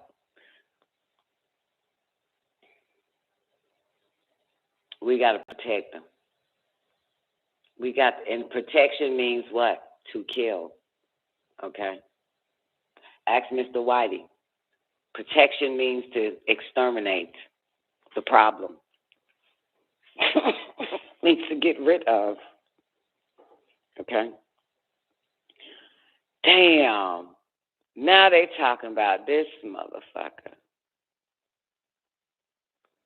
Then they have a huge article entitled "The World's Most Isolated Tribe, Who Are the Sentinelese, and Why Are They Hostile to Outsiders?" You see this shit?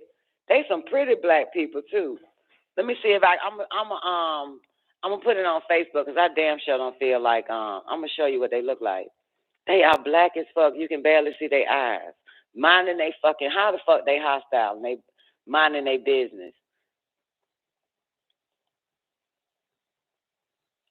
I'm gonna let y'all see it. Give me a second. Y'all got to see the tribe. I told you they black as fuck. They niggas, man. They coming after niggas. They always come after niggas. Like even that shit when I played Khalid Muhammad with that old British ass bastard reporter after Amadou, whatever his name, was shot 50 million fucking times in New York by white cops and shit. He was unarmed. And that old British mad bastard said, "Why do you want to be so hostile? You know? Why you don't want peace?" And that motherfucker, you know, like, what the fuck? Do you see what the fuck? Like, what the heck? Like, how the fuck y'all be flipping-flopping like that? How y'all flip-flop like that? You come in our areas and you kill us all, and 2 motherfuckers remaining want to goddamn rescue you motherfuckers for doing it, and they the bad guy. They the bad guy. But you bitch-ass trifling motherfuckers, you gave us a goddamn William Shakespeare goddamn book where it says an eye for an eye, bitch. A 2 for a 2, bitch.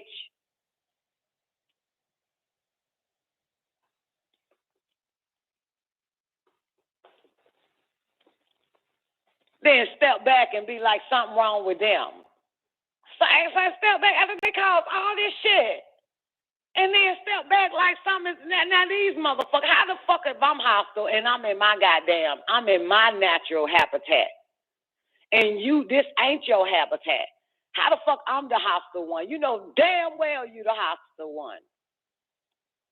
You know that shit. When you see a fucking deer in your yard, the deer knows it is taking a chance fucking with you. Did you know that? If you see a deer, I know y'all don't live like that. Y'all live in concrete jungles. So, but if you see a deer in your yard trying to eat, it knows that it got no business there. And so it's keeping an eye on you because it is on your territory, and that's fucked up, but it's the truth. And it knows that you could kill it just for being there. And the moment it see you, it runs, as it should. You understand? As it should. Because, motherfucker, you got all that woods and shit your ass live in and shit. You understand? You got all that woods and shit. It's food in them goddamn woods. You want to eat from my goddamn grass. You understand? But when it's in the woods and sees no humans, it doesn't feel like it's hostile to anything that lives in the woods because it's a part of it. You know what I'm saying? It's supposed to be there. But is the deer hostile? The answer is yes, if it come in your yard and the deer knows it's hostile. You know what I'm saying? Remember when they wanted to, remember when the tiger bit the motherfucking neck, mauled that bastard? These dog-ass crackers was mad at the fucking tiger for that shit. But first of all, you got no business enslaving a fucking tiger. Imprisoning a tiger, putting a tiger in bondage, bitch. Trying to domesticate the motherfucker. Anybody try to domesticate you ever again, especially you women, kill it. Kill it. Domestication, they teach you as an animal. Kill it like an animal would. Kill it. Maul that nigga. Maul his bitch ass.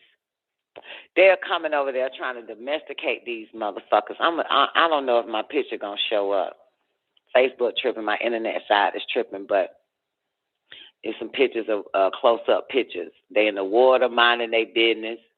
They woman, man, child, just minding their fucking business, niggas, Negroes. I don't want to read no more. I'm pissed. The headline reads, the world's most isolated tribe who are the Sentinelese, and why are they hostile to outsiders? I'm done.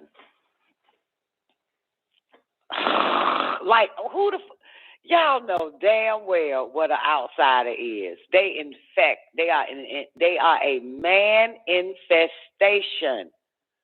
Are you fucking kidding me? Y'all know that shit. Even y'all and me, who is infested with this disease bastard, still wouldn't trust another motherfucker that is infested with the same infestation we have. We still don't trust that motherfucker outside. Okay? And we gonna motherfucking figure out, somebody gonna raise that shit. I don't like that motherfucker. I want that motherfucker nowhere around us. I mean, that's your friend, but goddamn, that ain't got to be our friend. Goddamn, fuck that shit. Like, yo, you keep that motherfucker to yourself. Because, goddamn it, that's common sense that we don't want, even as fucked up as this bastard and his sick-ass system has made us mentally, physically, and spiritually, we don't want no outside. And the cracker don't either. And this is the main motherfucker. After he done goddamn raped every nigga and pillaged, plumaged, and from the Bio to the Congo, raped, pillaged, plumaged, and fucking robbed and killed and murdered and shit. All of a sudden, this motherfucker pops up, right? with his fake half civilized ass and want to say let's separate, let's not let outsiders, meaning niggas, in. After all that you done to niggas, now you don't want us nowhere around you.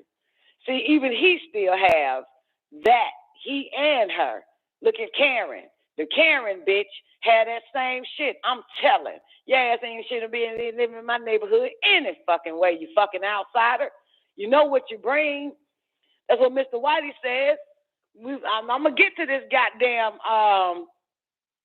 what the fuck was I reading to you motherfuckers? We're going to finish that, what that damn doctor and the goddamn congressman said back in the 60s and 90s, from the 60s all the way to the 90s, the campaign against racial federal programs by the Center for Study of Psychiatry and Psychology. Remember, I was reading that shit. I'm going to finish this shit today. We're going to get on that, motherfucker. But what did he say? They're fucking animals, jungle motherfuckers, you know what I'm saying? Niggas, you know, all that type of shit. So look here.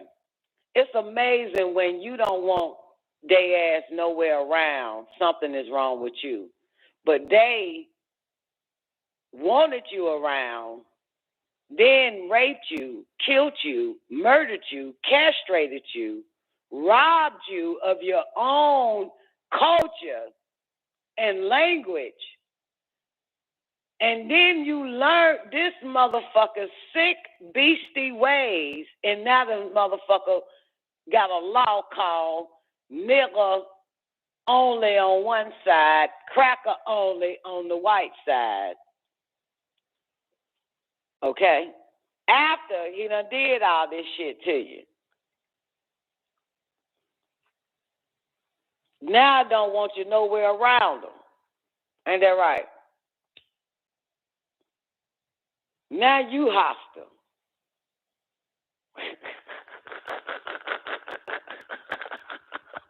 Now you the hostile outsider. How the fuck this shit?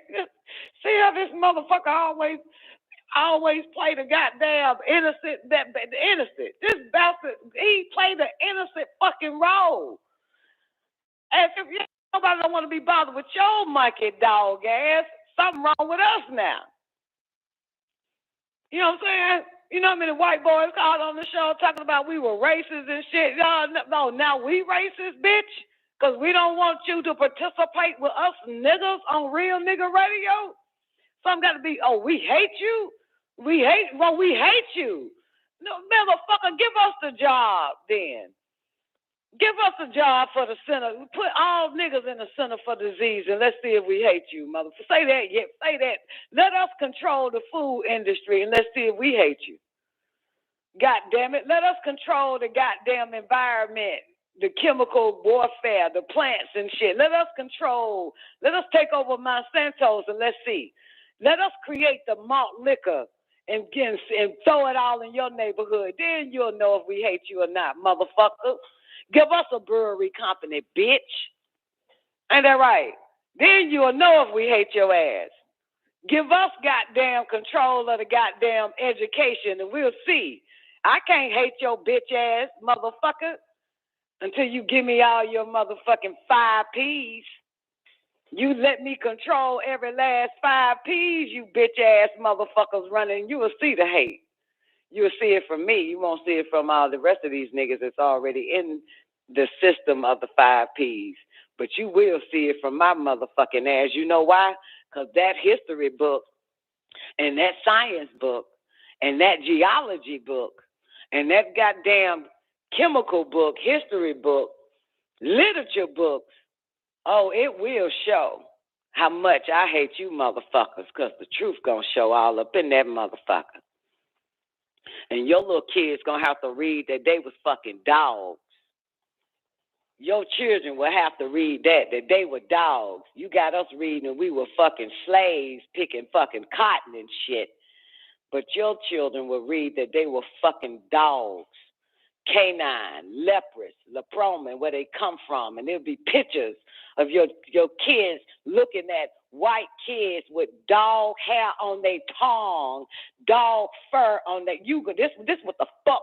If you'll know if I fucking hate your ass if you give me control of them 5 fucking P's, bitch. Your penal system, you'll fucking know. You'll fucking know, because every goddamn cracker be locked the fuck up. If you give me the penal system, bitch. You give me the fucking psychology system, bitch. You give me the goddamn pornographic system, bitch. You gonna see that. But you let other no weak ass fucking Tom ass niggas in to help you keep this 5 P's going. And they love you. They love your motherfucking ass. You hear me? They love. Don't ask me if I hate your ass. You'll know if I take control of them 5 P's, bitch. You'll know politics, penal, psychology, philosophy. You'll know when I take over that motherfucker if I hate you, because you ain't seen hate yet. These motherfuckers ain't seen hate yet. Had they? Asking me if I hate their ass. Give me the goddamn 5 P's. Then you shall yell injustice. Then ye shall yell racism. Then you shall yell inequality. Look, and they're right. The fuck? Now you gonna be parading and civil rights and having and shit, motherfucker. Give me that shit. Let me run that. I run that whole 5 P's by my damn self. Now I don't need nan nigga help, because niggas are too stupid and they forgetful.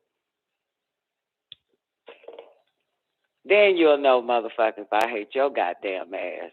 Cut your legs off in this fucking race, bitch. And let my motherfucking goddamn race win this, bitch. You'll know if I hate you, bitch. You'll know if I hate you. And poison the food in your goddamn white ass community. And put up a whole bunch of goddamn cancer towers all in your white ass community, motherfucker. And let your kids continue to fucking die from it, bitch. And make you crazy and turn up the frequencies and fry your goddamn magnetic particles, motherfucker. You'll see. You'll see. And I'm the president making issues that we got to save the white fucking race. We have to cure them from leprosy. And we have created a goddamn vaccine for it. Like the fuck? Like shit. Like, give me all that. Then you'll know if I hate your ass. Poison every goddamn ragu spaghetti your ass will ever eat, bitch.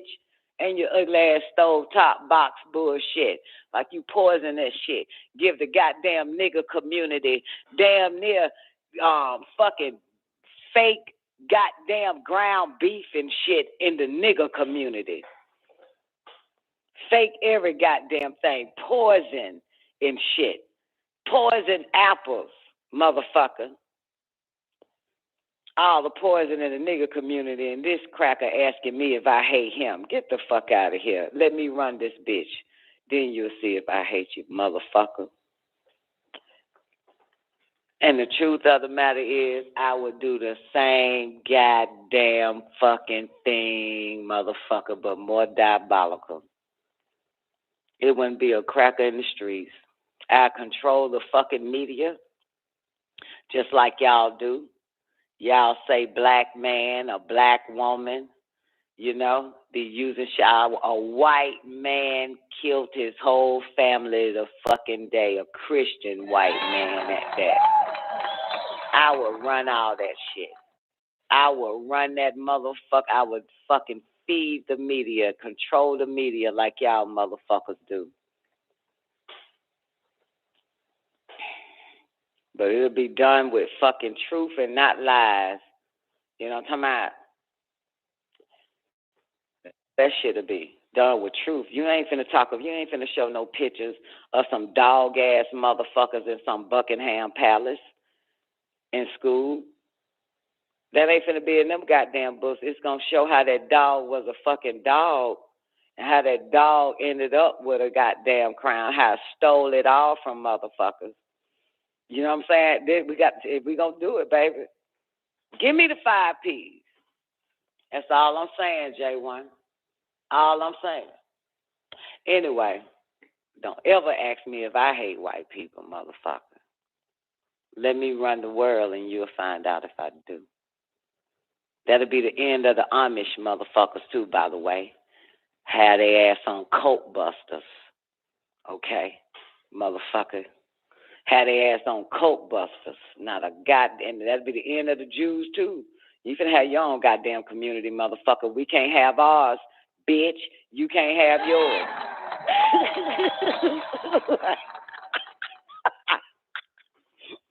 The fuck? You can't have your culture. If I can't have my culture, bitch, and you can't have yours either, then, motherfucker. You see, these bastards don't play fair. So it'll be done the same goddamn way.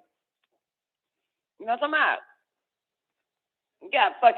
You got this goddamn Jew all on goddamn YouTube, girl. I mean, saying the worst shit that the cabal ain't never said. Janet Russo, whatever her name is. You know what I'm saying? This goddamn Jew, girl. This Jew, but this nigga Jew page ain't got snatched down yet. You understand? See what I'm talking about? See what I'm talking about? Anybody that was playing Janet, Follow the Cabal got snatched down, page got terminated, and all it was nothing but pure facts, information. You could find it, you could trace it, you could see it. No lies, no none of that shit. You understand? Come on now. Let me control this bitch. You'll see if I hate your ass or not. See if I hate you. You'll see it. Anyway, did y'all see it? I think I posted it. I don't know if the picture showed up. Let me check. Go to my Facebook and you see I'm not getting up showing these goddamn indigenous, beautiful Nubian people. That was 13 minutes ago. Try it again. Try to capture the image for you guys. All right, so yeah, this has pissed me off. So I'm done with this tribal bullshit. With these bastards calling them hostile, all of a sudden they sick with it. Look, that holy tablet said this bastard wants to ghostize everything. You know? He loves death. He loves decay. That's all. I mean, for real. Listen, man. When that pandemic fucking hit, and I'm gonna keep repeating this shit. You knew something was fucking wrong when the liquor stores and the bars stayed open, but the health clubs, the fitness and health, and the goddamn herb stores and veggie stores, you know, whatever you call that shit, they had to close up. You know what I'm saying? You know there's something diabolical with this bastard. He loves death. And he lies and call it health care. Bitch, you know it's death care. You got the rest of these dumbass people believing it's health care. Ain't no health care with you, bitch. Ain't no health care. You goddamn censored doctors saying go outside and get some vitamin D. So you know you ain't about no health care, bitch. You know what I'm saying? You know you ain't about no health care if you fucking trying to take doctor's license away and they saying plenty of zinc. Come on now. A doctor tell you that if it wasn't a pandemic. You need some vitamin D. You know what I'm saying? Plenty of exercise, vitamin D, zinc, and all of that shit. You know what happens if your zinc level is low? Go pull it up. You know what happens if your potassium level is low? Go look at it. Go pull it up. What'll happen to you? You know what happens if your calcium level is low? Go pull it up. See what the fuck happened to you. You know what the fucking happened if you got low, like your iron is 0, your sugar is 0? Pull it up and see what the fuck happened to you. Go find out. Pull that shit up. Come on, man. Fuck out of here. Anyway. Any fucking way. Girl, I hate this motherfucker. I wake up hating this bastard. I don't ever want to stop hating this motherfucker. The more you hate a motherfucker, the more you goddamn find out more about the reason why you hate these motherfuckers. You hear me? They some diabolical fucking creatures. Rest of these people are just oblivious to this shit. You know what I'm saying? Ask a Christian. They supposed to hate the devil, don't they? Remember that old Christian, old piece of shit ass nigga on the show, Quincy. And them motherfuckers like, and we got to love everybody, and this, that, and the third, and because God loved everybody. And I said, do you love the devil then? Since you got to love everybody, do you love the devil? Hold up, I don't know about that, man, motherfucker. If you got to love everybody, God say love everybody, that means you got to love the devil too, bitch. You ignorant nigga. Ignorant nigga, you dumb fuck. So start with that love everybody if you don't want to even love the devil, bitch. But the reason why, see these Christian motherfuckers believe that the devil is this motherfucker that only went against God. The devil is not the cracker that did all this shit to you. You understand? That ain't the devil. You hear me? That's a big difference. The devil is that motherfucker that was in heaven and shit got to arguing and got kicked out. That's the devil. Right? That's the devil. But where did he end up on? Earth, didn't he? Earth is another planet. Heaven is one goddamn planet, and Earth is another. So where the fuck is? So what is? So you got to see this motherfucker for what it is.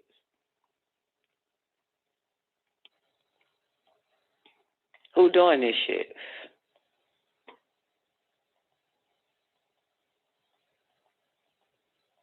I'm gonna say this, and then I'm moving on to my what's the name?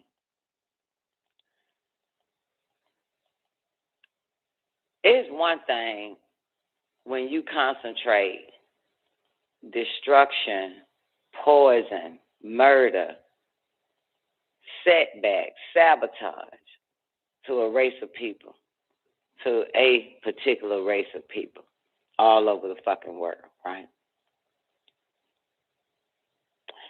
That made me mad. It's another thing if you do the same shit to other races, I feel better. This is me speaking. You get it? I feel better you do the same shit to the Amish, to the Jews, to the Nordics, to all the Caucasian races, to the Germans, to whoever the fuck, to the white Spanish-ass bastards. If you do the same shit you have done to niggas all over the fucking world, and you do that to your own kind as well, I feel better. I feel better. But you still don't. You still don't. A non-Amish leader has been shot down like our black leaders have been assassinated. A non-Moorish leader, Mormon leader, been shot down. Mormon leader, been shot down, assassinated. Ain't none of them motherfuckers they didn't even open up a COINTELPRO division to infiltrate the Amish, the Jews, the Mormons, the Jehovah's Witnesses, and all that type of shit. You hear me? They ain't never sent no undercover ass cracker pretending he was Amish to infiltrate and to point out who the fuck the leader is and then kill the bastard. You hear me? Never. Never. None of their leaders is shot down, is assassinated. You know what I'm saying? None of them. That's amazing, right? COINTELPRO was created because they wanted to infiltrate niggas. Nigger shit. And figure out a way to kill our black leaders, our community fucking. I mean, come on, y'all. Think about this shit. The Scientology, motherfucker. Come on. You got motherfuckers that came out from the Scientology community, right? And talked about what they were doing to each other, to people inside that bitch, publicly. The FBI ain't never raided them motherfuckers yet. Never raided them, ain't still raided them motherfuckers. You hear me? They stand out of it. All these white organizations, white churches, white communities, white every fucking thing, white cults. You know what I'm saying? The fucking satanic church, motherfucker. You ain't gonna raid them bitches. You can't, but you always on our side, though. Always on the nigga side. They don't even put a camera crew up there to interview the satanic church. They don't even send the media, Channel 5, NBC, CNN, to the fucking Amish. But as soon as we get our shit, we get us a Black Panther party, here they come. We get us a goddamn Nubian Nation of Moors, here they come. We get us a Nation of Islam, and here come these crackers and they microphones and shit, and their cameras at us. But they have never, ever gave us an inside of an Amish fucking community, an inside of a Jewish community, the inside of a fucking Scientology community, the inside of a Jehovah fucking Witness community, the inside of all they fucking shit started by a goddamn white man. Never. Never. Don't let us see a goddamn thing. They don't question them like they come over here and question us. No matter what the fuck we got. Amish had fucking land. Next thing you know, a bunch of niggas 2 years ago buy a whole bunch of acres and land in some city in Georgia. All them crackers over there. Filming them niggas, interviewing them niggas giving articles, conversations to these bastards. Y'all ain't never did that to the Amish. You don't never do that to the Jewish community, to Scientology, to the Mormons, to the Jehovah's Witness. Why you got to fucking do this shit to us? Why you got to come and find out what the fuck we are around this bitch? The fuck is this? Next thing you know, you already know. Soon as that happens, every time they show their face, somebody dies. Every time they show their face, somebody dies. You hear me? One of ours is gone. Ain't that some shit? One of ours is gone, shouting. And niggas just be happy. Niggas be thinking because that fame, vanity is a bitch, ain't it? Vanity. That cracker know you'll fall for vanity. So now you gonna goddamn the white people with cameras because you want the world to know you. You want the world to know what the fuck you doing. That'll be the end once the world knows. They know how to get niggas because they can make you famous. They fall for the fame. That's a motherfucker there, man. They don't play fair. I don't give a shit. Give a fuck. You know they don't play fair. They leave white enough alone and bring their ass right over here. Remember we watched how Mr. White Man, hidden camera and all that shit, pulled up in Bronx, New York, wanting to fucking see what nigga kids was doing and at the park and shit. Minding our business, weren't we? Got our own little dance, own little music, turntables, minding our fucking business. You remember? They show you the documentary. I played it. You know what I'm saying? Children having a good time. Nothing bad is going on any fucking more. We use dance and music and entertainment and made up this thing called rapping. Hit his goddamn cracker. Went to his goddamn superior cracker. I discovered some niggas in New York City. Some black kids, some black niggas. They are doing something I've never seen before. Please let me in.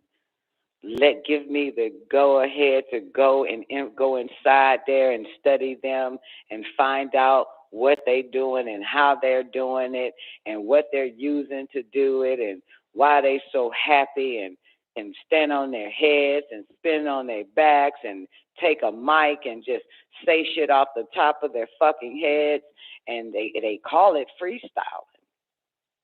MC, master ceremony.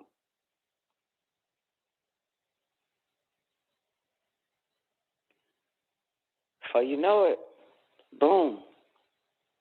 What happened after that? Niggas started turning on each other once the white man got a hold to hip-hop, right? To break dance and all that shit. You remember that? Niggas started turning on each other. Didn't even want their own sister to win because what they say? The niggas said the niggas separated themselves from the female rappers when that cracker came in, didn't he? Okay? When that cracker came in, literally told their ass, we getting white mainstream attention now. We can't let you win it. Everything was good before he showed up. We getting attention now. Ain't that something? That's what happens every time. Every time. And that's what the fuck they trying to do to this Sentinelese tribe. That's what they gonna do. Split the whole family up. Split the whole tribe up and separate them. For you know what, they're gonna be called Africans. Because Africans means to separate and divide. You up into pieces so you may not ever know each other again. And you're going to hate each other. You're going to feel like it's competition now amongst each other to gain favor with these Caucasian and Jew bastards. Yep. It's the same shit. To win favor. Especially once I give you this Christianity. You're going to really want favor with the white God and flesh. That's the motherfucker there. And then shit on niggas that don't, then call us niggas low lives or don't want to have nothing for itself. Why? Because Mr. White Man gave you some crumbs from his table? Then look down at us, right? And that was part of the Willie Lynch, right? Ain't that a part of the Willie Lynch? Ain't that part of how they set the whole Africans up against Africans, the slave shit? Gave one a little bit more, favored one. Then the one that had favor was looking down at the rest of them, but them same is still a slave, and looking down at the other slaves like they were less than them. Ain't that something? Same shit. Same shit. Same shit, man. This shit don't stop. It's the same damn thing. Same thing, baby. Fighting over crumbs while the pie is available. Ain't no damn pie. Pie is the most disgusting shit.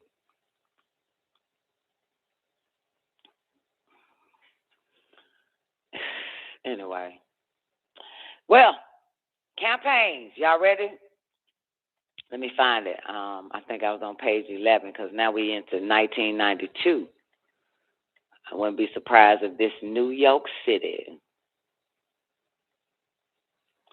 the controversy heightens. I think this is it. Bam. All right, the Journal of African American Men, and I'm on page 14. I got the PDF file, but I don't feel like copying and sharing it with you niggas, so just sit back and listen to this shit. The controversy heightened in the spring of 1992. Talk radio and TV shows with large African-American audiences began responding to our educational campaign, beginning with WPFW, Radio Pacifica Network in Washington, D.C., and culminating in the summer with news stories and 2 interview shows on Black entertainment television. Remember, this is 1992. The government seemed most affected by the response to the 2 talk shows. One talk show was Lead Story, and the other talk show was Our Voices. Y'all remember that? Our Voices, if I'm not mistaken, was on BET. Yeah, it was on BET. Extensive mainstream media coverage would follow, but African-American show hosts began the process. Beyond our personal network of friends and colleagues associated with the Center for the Study of Psychiatry and Psychology, most of our initial support, again, came from African American activists starting in Washington, D.C., and then Harlem, Chicago, and Watts.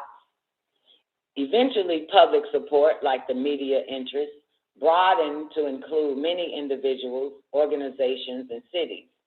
The 26 members of the Congressional Black Caucus sought Goodwin's ouster from Adam Ha, and they also protested his appointment as NIMH director.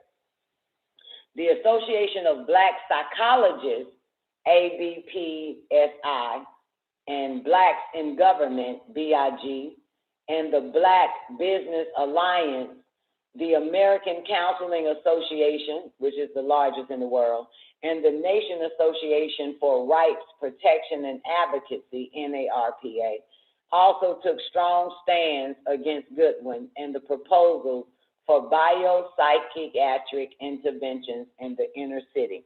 Okay, y'all remember this, right? Because some of y'all wasn't here when I first began reading it, I think on a Wednesday or Tuesday, right? Remember this? All right, so this is where we left off at for those that don't know. And for those that didn't fucking tune in. In a nutshell, your government,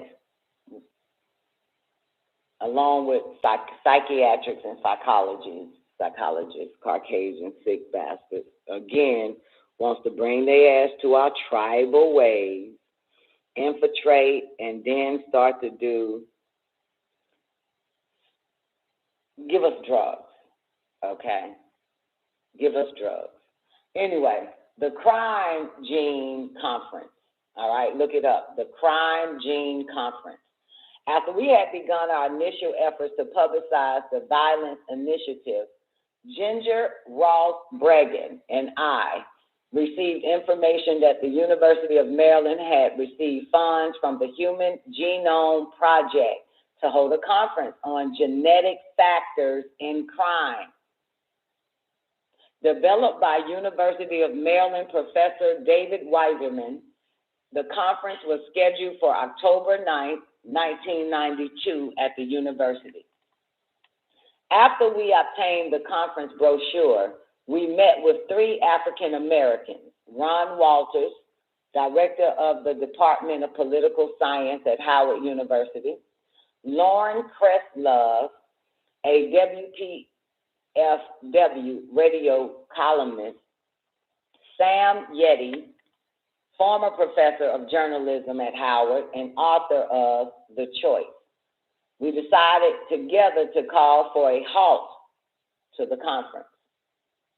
We based our initial opposition to the conference on this brochure, which promoted search on the genetic regulation of violent and impulsive behavior. Mind you, this is all about niggas, okay? The supposed discovery of genetic factors in psychiatric conditions was put forth as an encouraging precedent. The alleged failure of psychosocial approaches was also cited.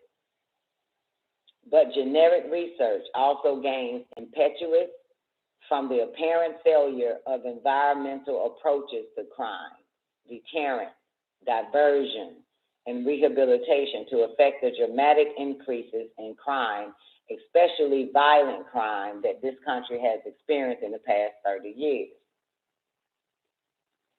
The conference brochure anticipated the possibility of treating genetically predisposed individuals by means of drugs, as well as unnamed, less intrusive therapies.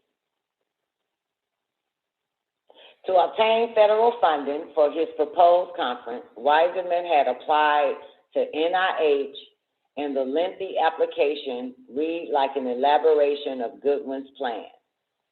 Genetic and neurobiology research holds out the prospect of identifying individuals who may be predisposed to certain kinds of criminal conduct and of treating some predispositions with drugs and unintrusive therapies. Such research will enhance our ability to treat genetic predispositions and pharmacology or pharmacologically. And now, newbie, we are in the Human Genome Project. Sound familiar, boys and girls? Human Genome Project, all about you niggas. This is what they do in a dog, baby. The Genetic Factors in Crime Conference was funded by NIH controversial, highly publicized Human Genome Project. The Human Genome Project is a large federal program aimed at mobilizing international science to map the complete set of human hereditary factors. Supporters of the Human Genome Project had gone as far as to suggest that homelessness and crime might be solved as a result of its discoveries. The ideal of the conference linking crime and genetics caught the attention of the media and the public. That critics were trying to stop the conference from taking place heightened the drama. Concern spread to England and Germany, countries in which the eugenics movement had thrived prior to Hitler taking power. Comparisons were made between the theme of the conference and similar discussions in Nazi Germany. You hear this? Heated debate was generated in major newspapers and magazines and in scientific and academic journals. It resulted in panels at political and scientific meetings, as well as dozens of radio interviews and TV coverage. Cowering, the cowering inferno. Shall I begin? A month before the conference, NIH withdrew its grant. That's a government situation now. NIH, you go to nih.gov still today. NIH withdrew its grant and the University of Maryland canceled the conference for lack of funds. But the university did not reject or abandon the idea, continued to seek funding, and set in motion a formal protest over NIH's withdrawal of support. Some defenders of biomedical research into violence accused NIH of backing down out of cowardice. In November 1992, the Journal of NIH Research called NIH, it was entitled Cowering Inferno. Curiously, however, NIH and NIMH and HHS cowered from Bregan's criticism and only recently have begun to respond to his accusations. In addition to NIH halting the genetics and crime meeting, NIMH is early September abruptly canceled a workshop on clinical factors in aggression, slated for September 21st to the 22nd. Goodwin was ordered by HHS, Health and Human Services, officials to cancel media interviews. We were still a little young, what we knew in 1992. Well, what did they have every nigga in the hood, parents, paying attention to or watching during this time? Academic freedom or political irresponsibility. The Human Genome Project has enormous prestige. We fear that its support for the genetics conference legitimizes a debate with no substance, making it appear as if there must be something worth discussing. After all, why would the Human Genome Project hold a conference with no scientific merit? Why would it hold a conference that moves America one step closer to biomedical social control? Experience convinced us that whatever might actually be debated at the conference, the press would play up the biological and genetic arguments. And mind you, the press is owned by your government. Keep believing them bastards if you want to.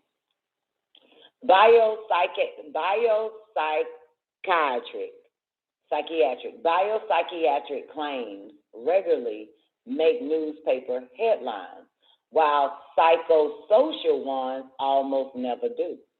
While conference advocates claim it would stir up healthy public controversy, we felt it would encourage the false conclusion that violent criminals are genetically flawed. Opposition to the conference, as it turned out, created a much larger and more searching public discussion than the unopposed conference possibly could have done. Now, we got the Justice Department. The Justice Department's version of the Violence Initiative. You ready?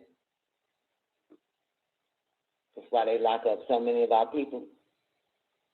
While our initial focus was on the health agencies, we gradually put together information showing that another part of the government was already sponsoring a large-scale versions of Goodwin's plan, entitled the Program on Human Development and Criminal Behavior. It is funded by the Department of Justice and the MacArthur Foundation, probably with money from NIH as well. In the words of a 1992 brochure from the Department of Justice, it says it represents an unprecedented partnership between federal government and a private foundation. The director of the project is Felton Earls, as well as co-director Albert J. Rice Jr., were key figures in developing the NRC's blueprint for the Violence Initiative. Earls himself, an African American, his professor of child psychiatry at Harvard Medical School and professor of human behavior and development at the Harvard School of Public Health. Rice is a professor of sociology at Yale's Institute for Social and Police Studies. How you spell policy? Policy with a Y and police is with an E? Yeah, right. And lectures at the law school. Earl's vision, like Goodwin's, is based on disease prevention. Earl, 1991. And aims at screening and identifying individual children as potential offenders in need of preventative treatment or control. Guess whose children they're talking about? According to the Department of Justice, 9 groups of subjects starting prenatally, you hear this? Starting prenatally and at ages 3, 6, 9, 12, 15, 18, 21. In threes, ain't it? From prenatally, niggas in prenatal, and at ages 3, 6, 9, 12, 15, 18, 21, and 24. That they threes is, ain't it? And will be followed for 8 years. A total of 11,000 people will be studied. The project will link key biological, psychological, and social factors that may play a role in the development of criminal behavior, and search for biological and biomedical markers for predicting criminality.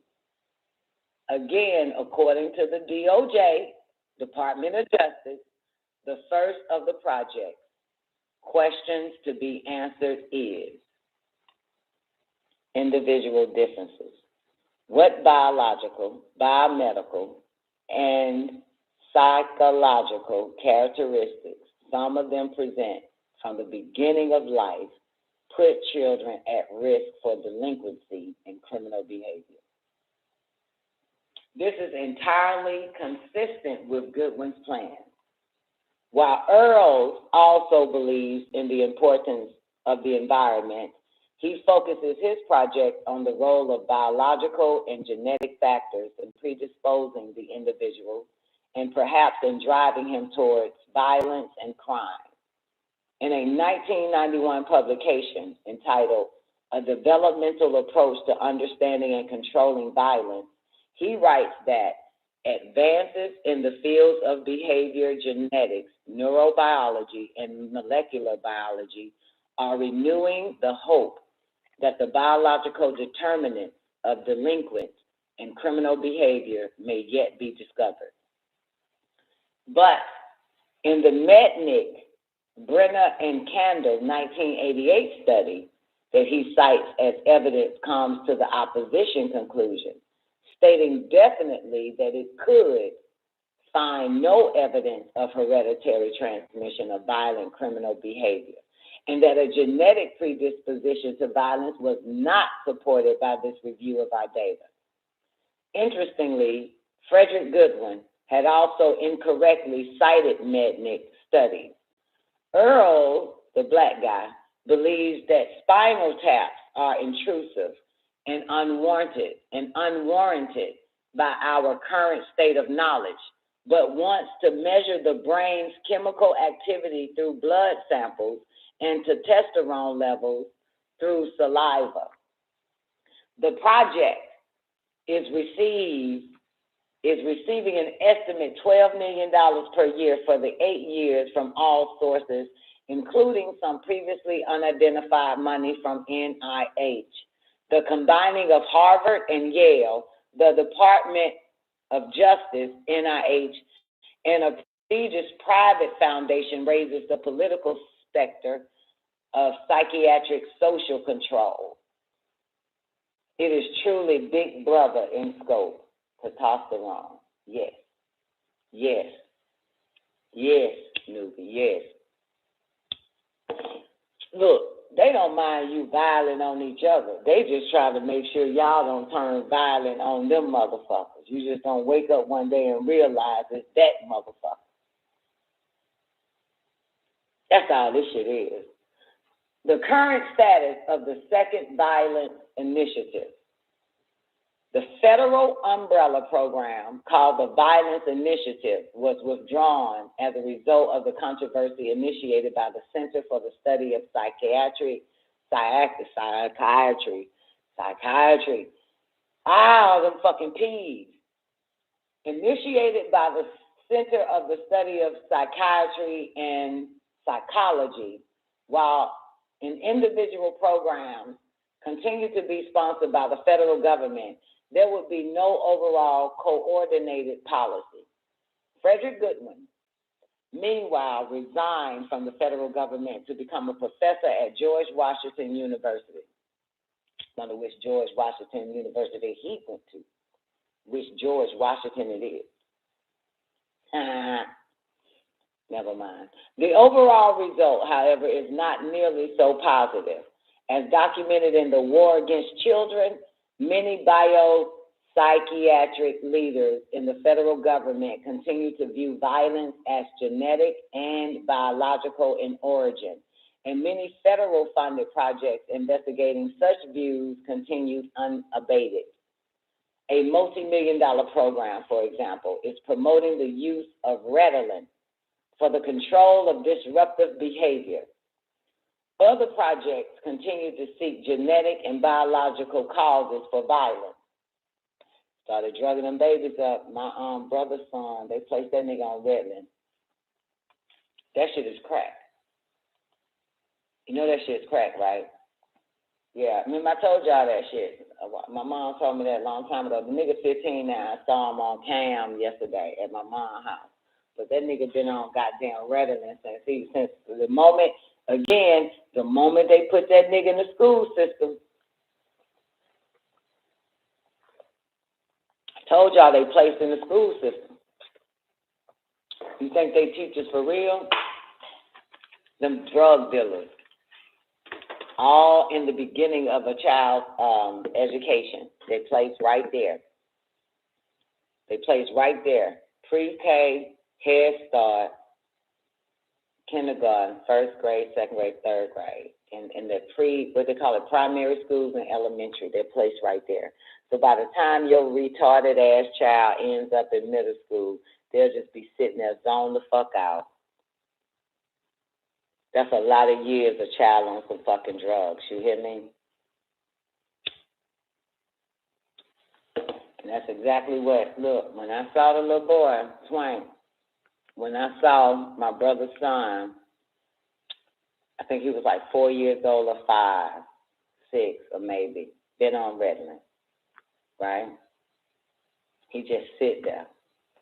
Seen this nigga, I didn't even know the motherfucker was dead at my mama's house yesterday. That nigga sitting there just dead on the fucking couch.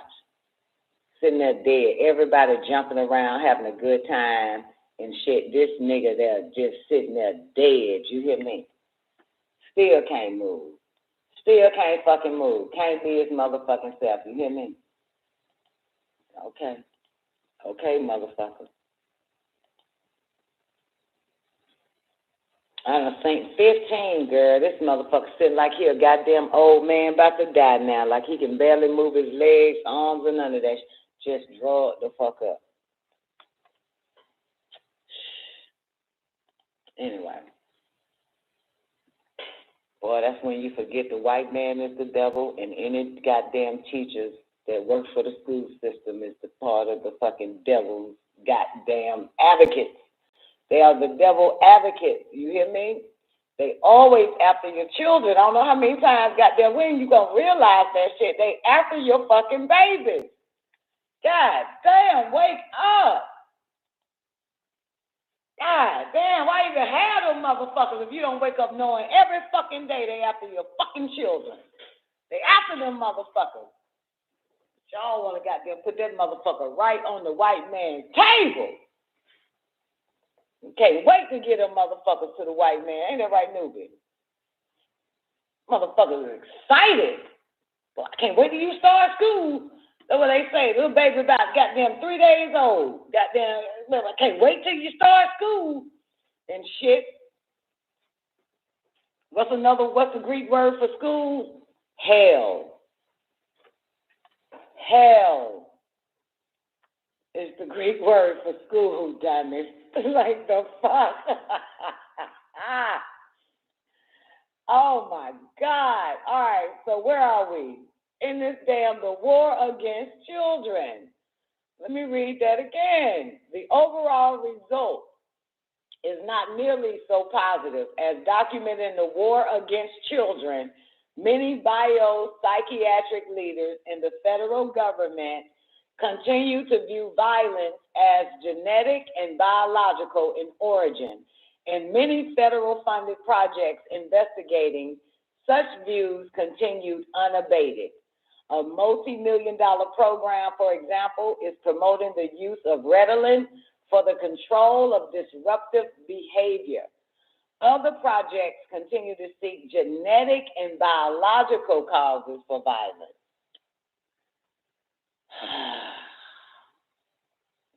It seems like I can't go no further after I read that shit. They keep telling me to tell y'all this. They keep telling me to tell y'all this. And some of my Ethereum, for one, is not here. I'm mad about that, because that means I'm going to have to tell the nigga, I'm going to have to speak it again twice, but I'm going to put it out here. I might be the only Negro that you know that watched this show called Hannah, right? Hannah. It's on Amazon. It just dropped season 3, okay? There was a movie that came out before they turned it into a series. The movie was called Hannah. And if you the nigga probably would never been interested to watch that damn movie, because on the cover of the movie, all you see is a little white bitch in the fucking snow.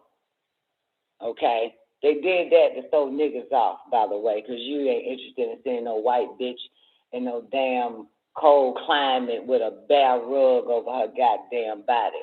So that's going to have a nigga not interested in watching the movie. Trust me, I know, because I'm a nigga and I've seen the shit. That's why I still see the damn picture of the movie, and I was like, I ain't really watching no goddamn white bitch in no fucking snow. You understand? And as a matter of fact, I still ain't watched the movie. Now, this is season 3.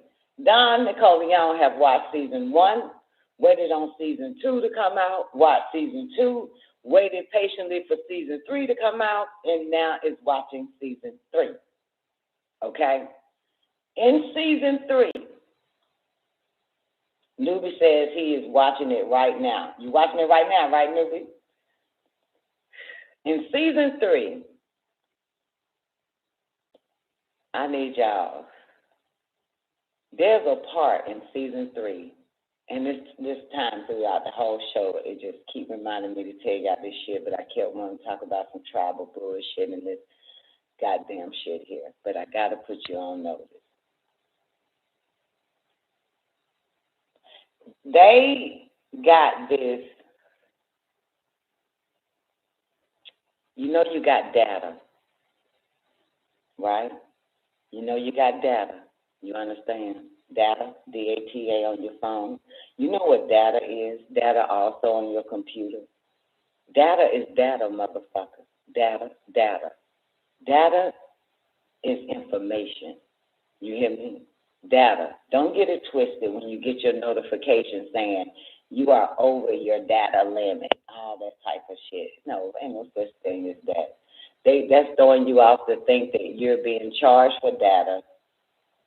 Well, you are being charged for the information that you're gathering while you're using your smartphone or your fucking computer. Right? Can y'all follow me so far? Am I putting you niggas to sleep? Y'all got nigga-itis from last night. What data is that they are keeping up with your information.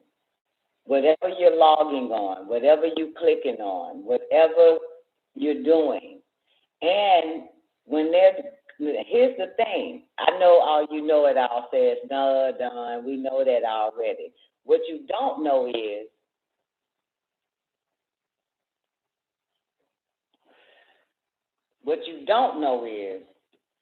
that it's not the fact that they are watching you and your children click on certain things. They are keeping track of your children, okay? Of your children, what site it goes on, how long it stays on it, what it clicks on once it's on that site, right? And they're monitoring your children and predicting if, in fact, your child would be a threat. This is the same shit that is on Winter Soldier, Newbie, the Zola. I keep saying Zola, and y'all just ignoring me. And here they showing it again. This time it is in so much more detail. It's in detail like a motherfucker. Now, so all of a sudden, when your child drifts from what it's normally doing, is data on the same information over and over again, the moment it drifts and go off into, let's say, what we were doing, Newbie, clicking on the fall of the cabal. You got it? At that point, that's called a data point. So now, from one point, from one data information, it's just a regular ass fucking child doing regular dumb child mind control shit. And that's the information it just keeps receiving, AKA called data. But the moment, let's say, Newbie, one of your children in college. So the moment Newbie let's say you send a link to your son exposing the dangers of COVID video or some shit, right? Of the vaccine, right? Your son ain't never been fucking with that shit. The moment he clicks on it, that's called a data point. So from one point to the next, now they're keeping an eye on this motherfucker. Not because it's doing the same thing and drifted, it's because It is gathering another source of information that could bring down these bastards. So that's the point that they're looking for in the children. You understand? And then if he starts to go naturally from that point, from that data point, and start to do his own findings, then they start to really zoom in on that child. You understand?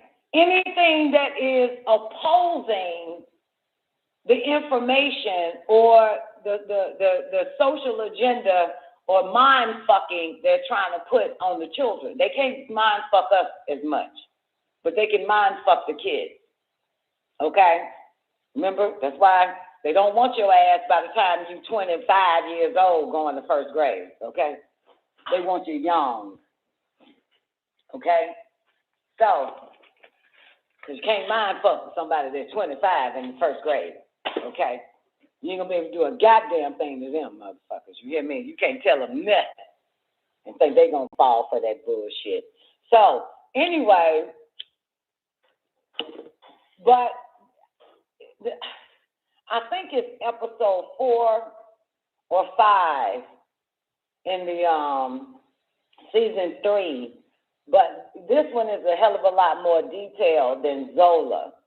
Zola, because they know children ain't spending no fucking money. Children don't have their own credit card, and so they were keeping track. With Zola, they was keeping track like that too with the algorithm. But these are points and data. Okay, so they took it to explain what data really is, Twain. You got me? And data points. And they're keeping an eye on the children, young adults, like somebody that's like young children, like in their 16, 17, 18, 15, 13, all the way up. And yeah, and they looking to knock them the fuck off if they in the way. The moment they start to basically receive a revolutionary mentality, you know what I'm saying? A revolutionary mentality where they're no longer under the spell of the bullshit. You know what I'm saying? So, yeah. So you got those watching, and then what's crazy is, Newbie, what episode you on Hannah? And so what's crazy is they had a hit list. You on 3? Okay. So you already got the hit list then. They got a hit list of all these, baby messiahs, man. Baby messiahs that go to little small bars or featured speaking. Like, even if they wanted to expose the Green Deal, save the planet or save the environment, going up against big industries, free thinkers, right? Yeah, and they sent to kill them kids off. They're sent to kill them off. Make it look like a suicide, make it look like a murder, makes it look like a bad car accident and all this type of shit. You know what I'm saying? Even if they wanted to save the environment, something that's so pretty and caring and care-bearing as save the environment. You know what I'm saying? Others that kind of sort of like my ass, you know what I'm saying? How the government got you under a spell, you know what I'm saying? Lying to you and shit like that, just giving it to you straight. 90 seconds. To its group of peers, they got a fucking hit file on them motherfuckers, trying to free the mind. And so in order to know that they exist is by way of your smartphone, the internet, the data, information. You understand? Who's responsible for putting out this information? So that's how 60 they're able seconds. to track and know when you drift or move forward to something that could free your mind, and that's a data point. So anyway, interesting enough, I was thinking that shit, right? So I'm watching all these motherfuckers, you know, and this damn Hannah shit that think like me. You understand? Think like me. Get knocked the fuck off.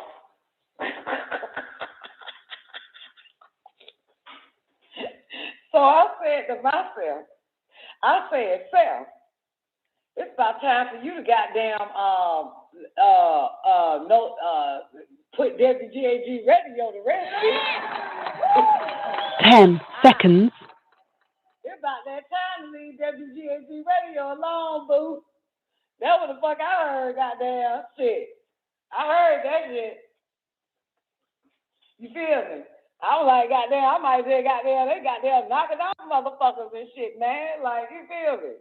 Goddamn, they don't want motherfuckers to know. And then, of course, if I tie this shit in with the cabal, you know what I'm saying? How all the scientists and doctors and, really, motherfuckers, they really got these people dead that was speaking out. You understand? They are dead, motherfucker. If you watch the sequel to the cabal, they are dead.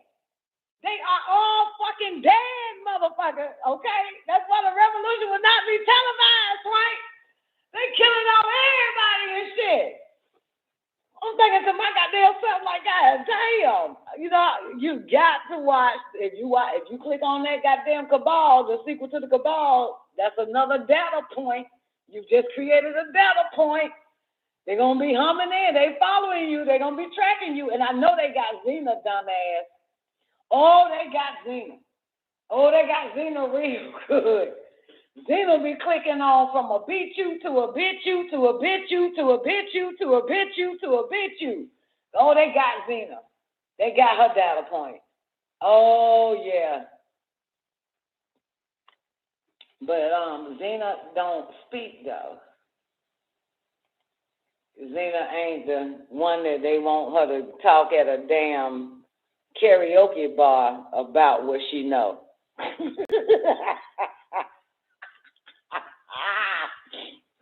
You know what I'm saying?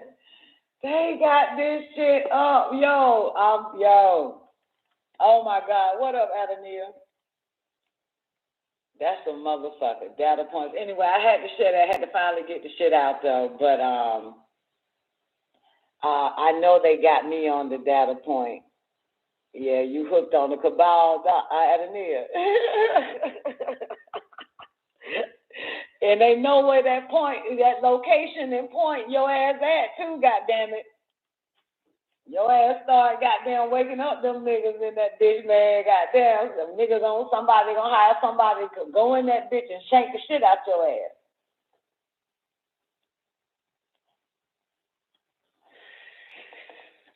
Cause I know your ass can stand on the podium, motherfucker. Goddamn, they put a motherfucker right there. You start running your mouth into any of them niggas, man. That's it. Then them niggas start going on that bitch, changing their data point.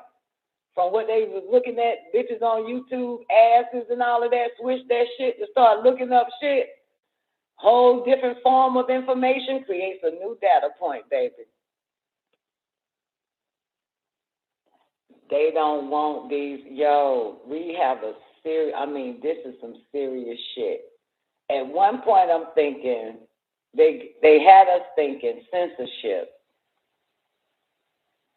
is beyond censorship. They are watching data, what we click on. You know what I'm saying? What we're studying, you know? And listen, if I had the internet, when I got a hold to Dr. York, they would have knocked me off on the walk to school. You hear me? They would have knocked me out on my way to the fucking bus stop to be picked up. A drunk driver hit my ass, and that just would have been the end of the news. You hear me? The shit that I knew as a little girl, motherfucker. The shit that I knew as a little fucking girl before I got a fucking cycle. I ain't no way. 25, I'm glad you're here today, goddamn. Girl, that internet and data and shit was that in. Shit. God, dog. Oh, I was very influential, nigga. I had mamas and daddies calling my mama and daddy, telling them, I want your daughter to stay the fuck away from my child. Okay? Stay the fuck away from my child. Got it? I had them babies coming home trying to liberate their moms and dads. You feel me? Yep, I call my mama right now. She'll tell you. She'll tell you everybody will call her. Keep your damn daughter away from my fucking child. I don't want my child thinking like that.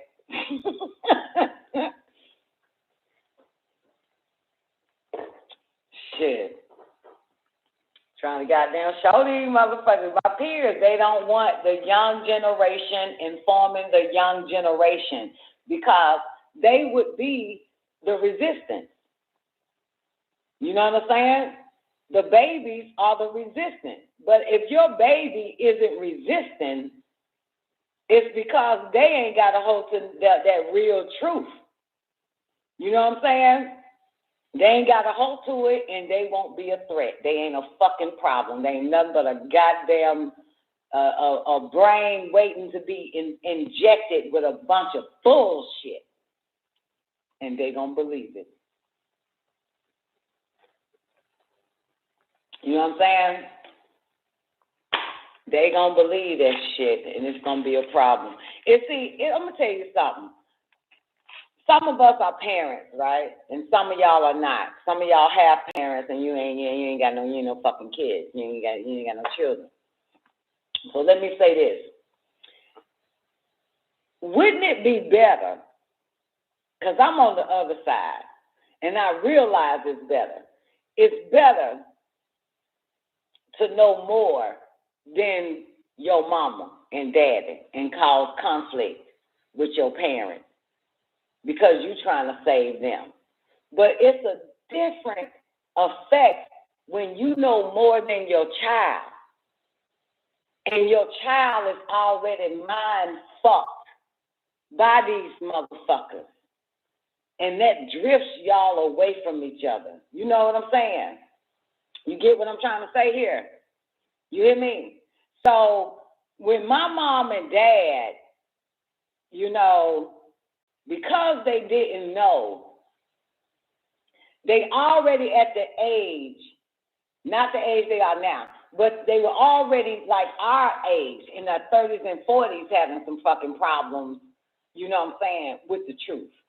But eventually, by the time they hit over 40, it all made sense. That's why when I listen to my dad or I listen to my mom, I'm like, damn, bitch, you woke.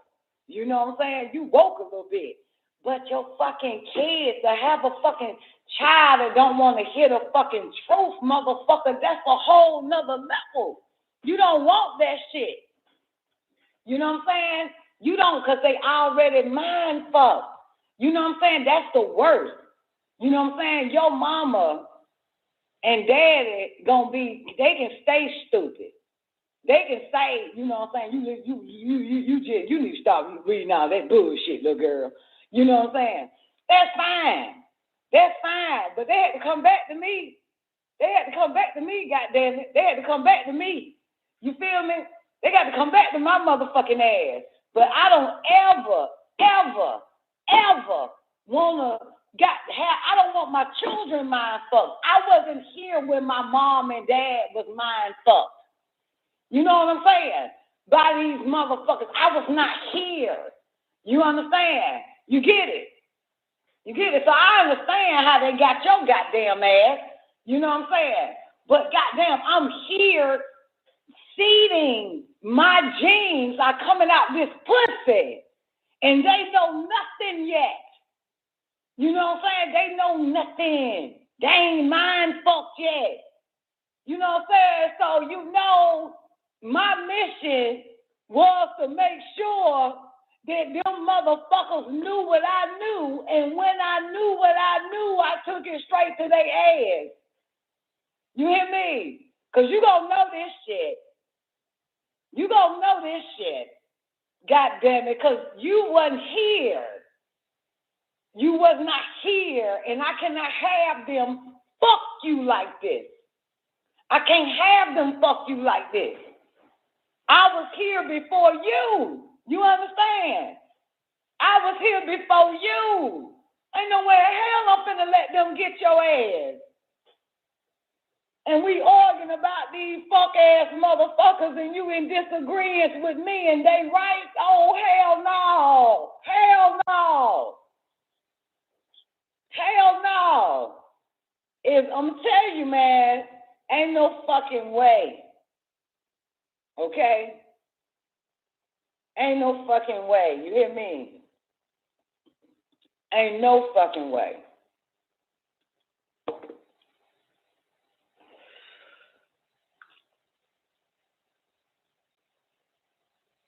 I be really want to say, fuck my mama and my daddy, goddamn, about my fucking kids. Because I heard ever since I was a little girl, they were after the children, okay?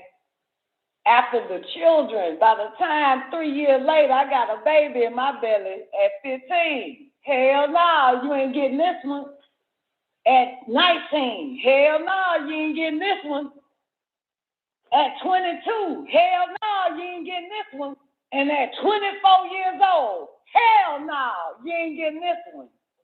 You ain't getting this one. You ain't getting none of mine, motherfuckers.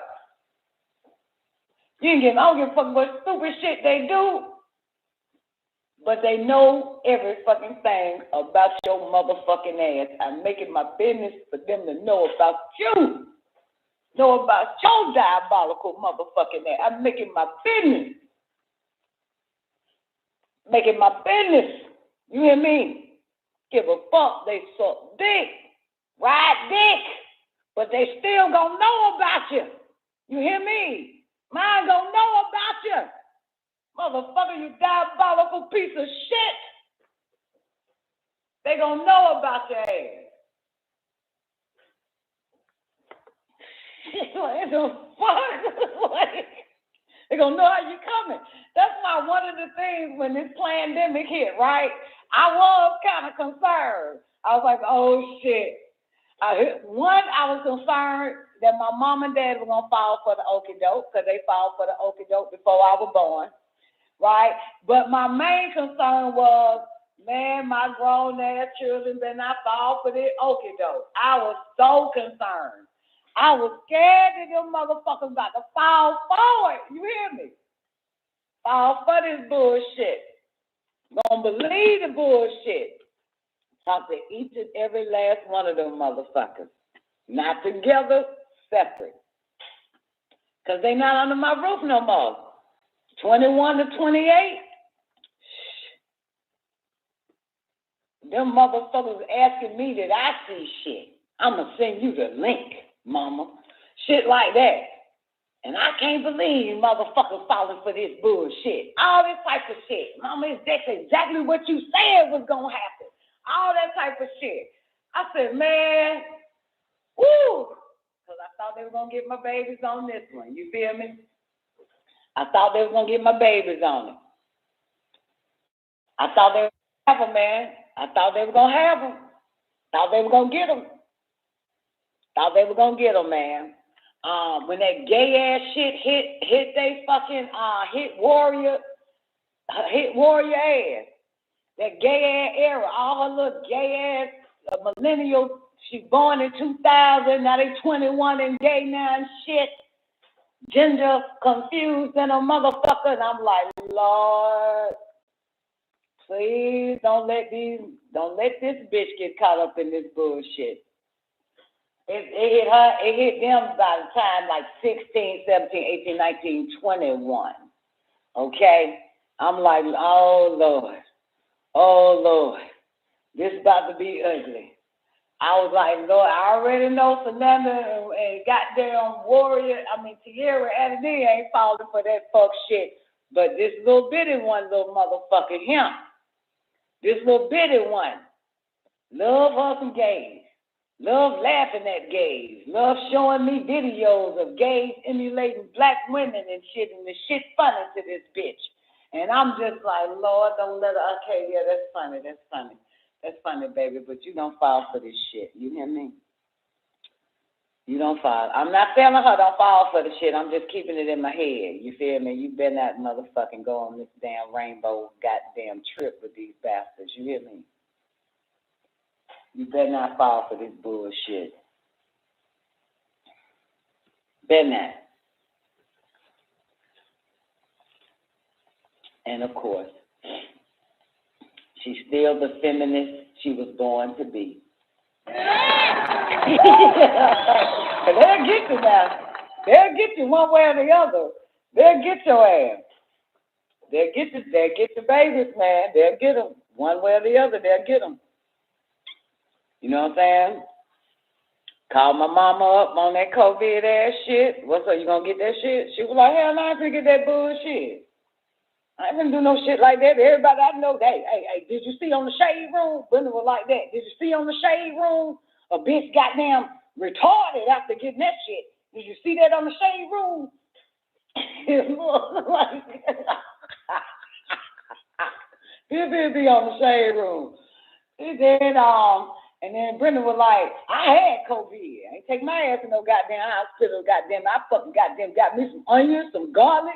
Goddamn, got a whole bunch of goddamn shit, some turmeric, some nutmeg, bitch, and knock that shit out. Fuck that. I was like, okay. Ooh. All right. Cause goddamn, bitch, if you was my age and this happened in the 80s, bitch, they would have been got your ass. You know what I'm saying? They would have been got you. You would have been fell for the okie dokie. This is the 80s and you was my age, bitch. You would have been lining up on your auntie's motherfucking shot, bitch. But because she had to goddamn transform that right knowledge to do it. Right knowledge ain't got nothing to do with some Anunnakis. I'm telling you that niggas now. Right knowledge is right health. Knowing what to put in your body, knowing how to cure that motherfucker. You hear me? That's right knowledge, baby. That's right knowledge. That bitch stopped eating pork, chitlins, fatback, all that goddamn. What's that other shit? The neck. Damn, I can't think of that shit they put in their fucking collard greens. She switched all that shit up and started doing turkey neck. The other one, I can't think of the shit. Changed the whole little shit up. So, that's all I was asking anyway. I always say, because you ain't got to accept this goddamn whole Dr. York ass shit. But you, neck bones. Thank you, baby. Neck fucking bones. Quincy, how the fuck you know I was talking about neck bones? I'm trying to get neck bones out. So really, well, my mom's 70. So by the time, hold on, man, I've been with Dr. York. Me and my brother, I've been with Dr. York for a long time, and since the 80s. Since I was, 12 of my admitting. And so she had that 80s, and this is some of, so she had to be in her 30s or something, right? Oh, ass backwards, bitch. Her and my daddy. Ass backwards, lack all discipline ever. Then they see their children come home disciplined. Nah, we don't eat that. No, we fasting. We fasting, bitch. We don't eat that shit. And they had no choice but to goddamn learn the word fasting, learn the word discipline, and stay away from certain shit. And so, of course, in order for her to keep her family in her life, and she loves to cook, she had to change her whole diet to what we eat. You know what I'm saying? And started doing a hell of a lot of ginger and all that type of shit. Yeah. But that happened later. I got children. You know what I'm saying? That came later. I got fucking kids. But, you're never too late. And because of that, they know the cure. You know what I'm saying? You know damn well our mom and daddy didn't know no fucking cure when they were our age, y'all. You know what I'm saying? When they were our age, they didn't know no fucking cure. The cure was the damn drug. You know what I'm saying? The cure, all the cures was drugs, wasn't it? Shit, gotta go give me some more drugs. I gotta go refill my prescription and shit.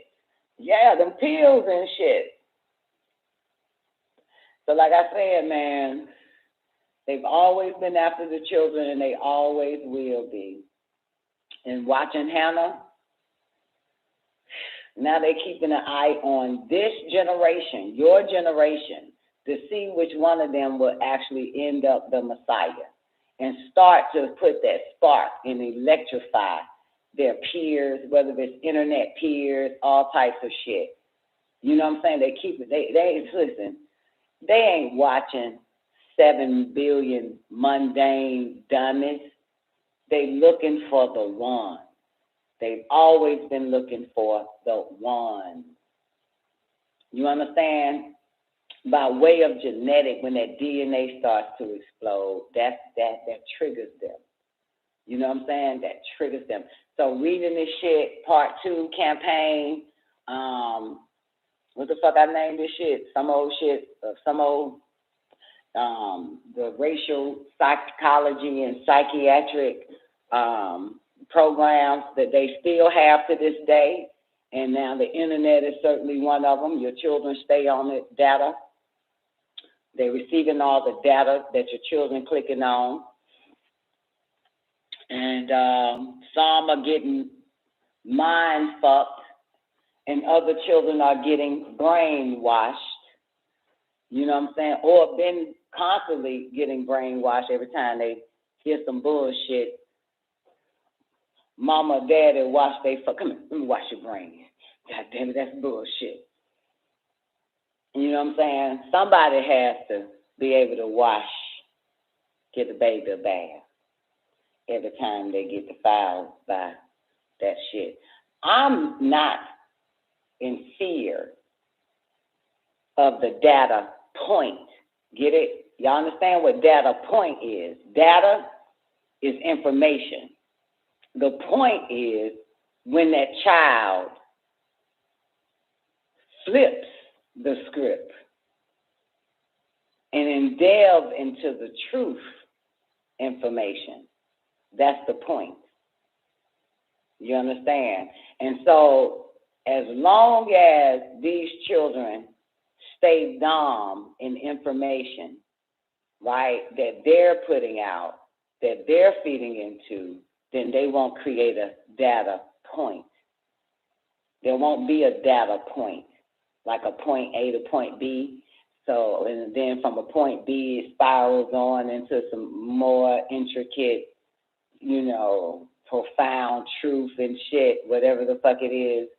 So yeah, but I'm not afraid.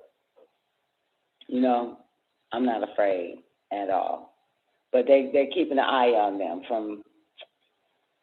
You see them, hey Nubi, you heard the part where they wanted to watch the Negro babies, right? From prenatal to 3, 6, 9, 12, 13, 14, 15, 18, 21, 22, 23, 24, 24. So they've been keeping an eye on all them motherfuckers. You know what I'm saying? Keeping track on them. In threes. All of them in threes, yeah. You see how it advanced. You know what I'm saying? See if they know and what they know. Because it is genetics. You know what I'm saying? They have our blood. They've been had our blood the moment our mother conceived us as 70s babies. You know what I'm saying? Boom. They have her blood, my dad's blood, your mom and dad blood, our blood, the moment we're born, our children's blood, believe it or not, the moment they're blood, and it's called a bank, man. The genes, the blood bank. You know what I'm saying? And tracking it genetically and shit, bio algorithm and shit, data-ically, digital-ically and shit.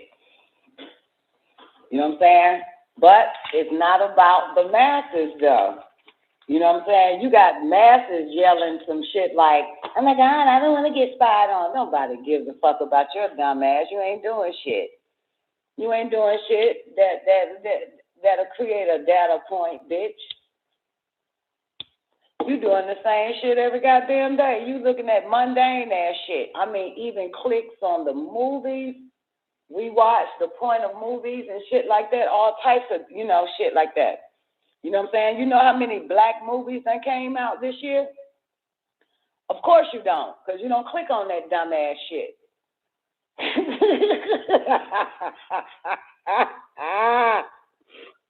Y'all waiting on the next goddamn confirmation movie to show the fuck up. Like, there it is. You won't find it in no nigga shit. So they even watching our clicks. I mean, they watch. My data point is the same as it gonna always fucking be. God damn it.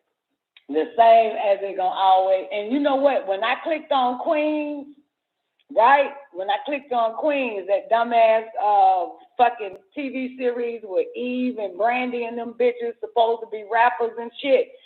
When I clicked on that bitch, the first thing came to my mind was, oh shit, Hulu gonna try to figure out which one of us done clicked on the shit. Because, we sharing accounts on Hulu, a whole bunch of people, me and 5 other motherfuckers.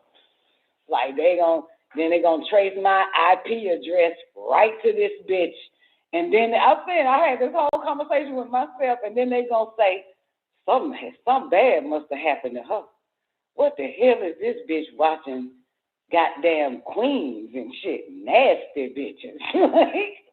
Watching these washed up has-been hoes rap and act and shit. Like, what the fuck? That is not my data point. That ain't what I normally fucking do. Every time I click on that regular ass, dumb, vibrating, massive shit, I think they is raising the flag on there. They saying something happened to this bitch. We might got her now. We might got her.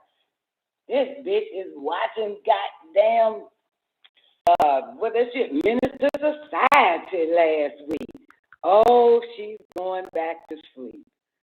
Oh, before you know it, that bitch is gonna end up saying, I am fully vaccinated. They're gonna end up saying, I'm fully vaccinated around this bitch.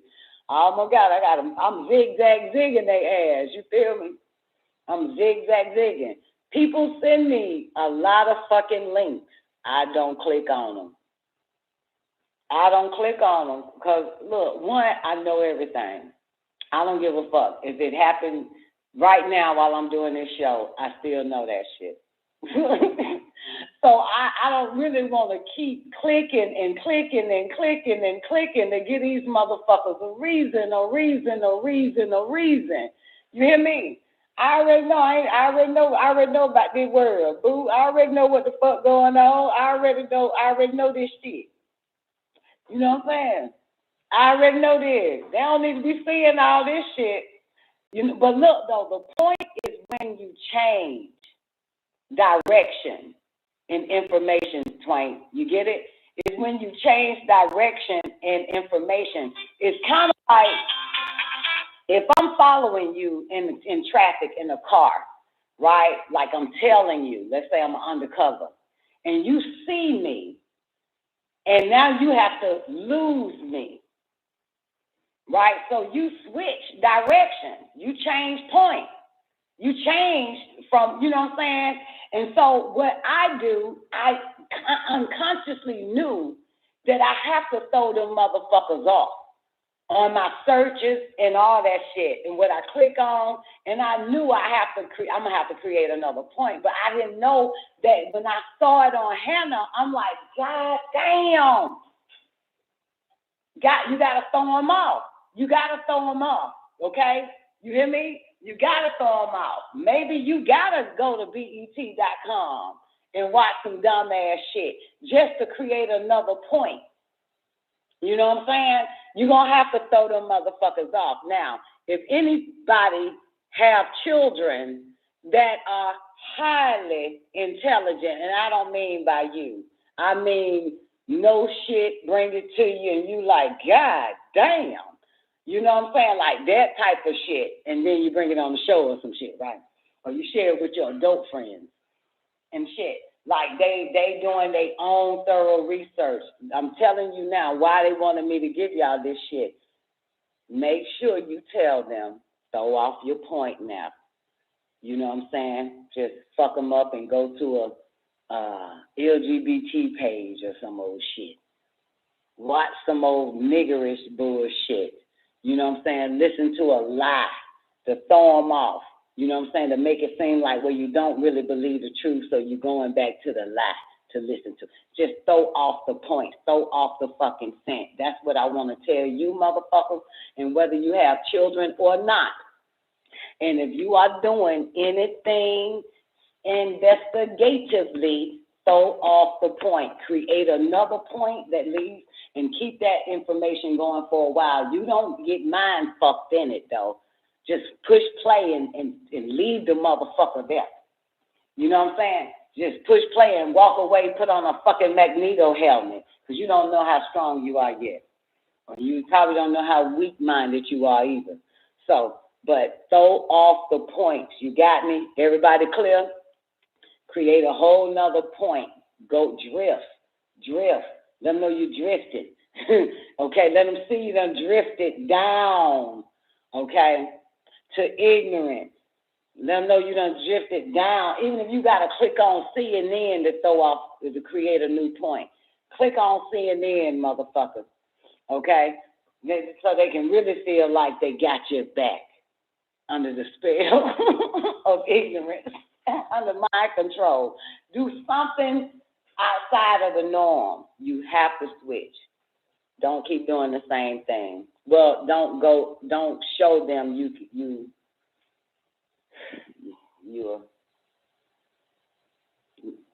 just don't show them you from the one data point, create the opposite of the data point. Because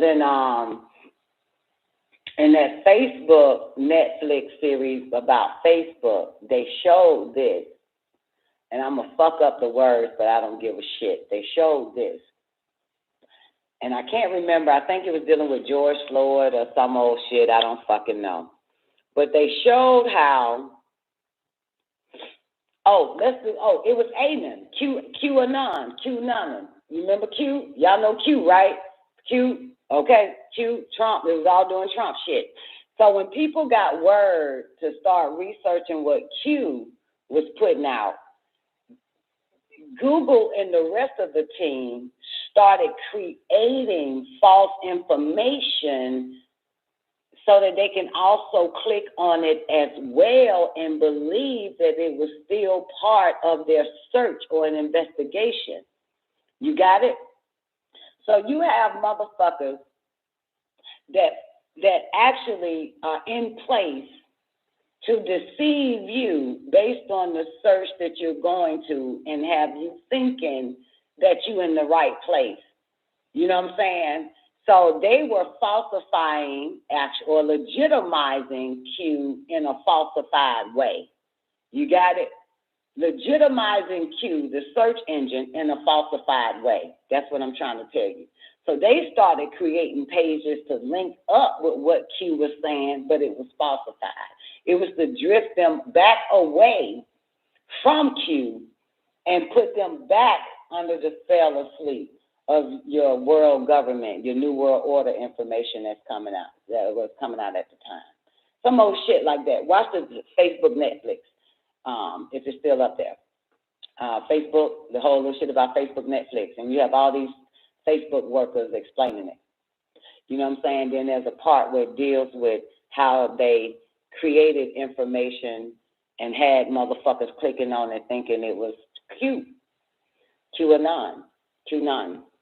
You know what I'm saying? Yep. So, so it's so interesting that, even in this world of worldwide web that everybody goes on to, no matter what they're looking for, no matter if they're looking for more, evidence or truth or lies or whatever, who gives a fuck? But they have an illusionary system in place to mimic what you're looking for. You know what I'm saying? That's crazy, right? It mimics It's a page that mimics what you are in search for. Ain't that something? So now, as I say, and as I will always say, none of this shit is fucking real. And that's including World Wide Web. None of this shit is fucking real. They're playing both sides. They're playing the lie side and they're playing on the side of the truth. So they can mimic both, and you will believe the lie to be the truth, and you will believe the truth, which is a lie, to be the truth. You will believe the truth to be a fucking lie, and the lie to be the goddamn truth. This shit here crazy. Go watch this shit. Go watch that Facebook documentary on Netflix. All the motherfuckers work at Facebook.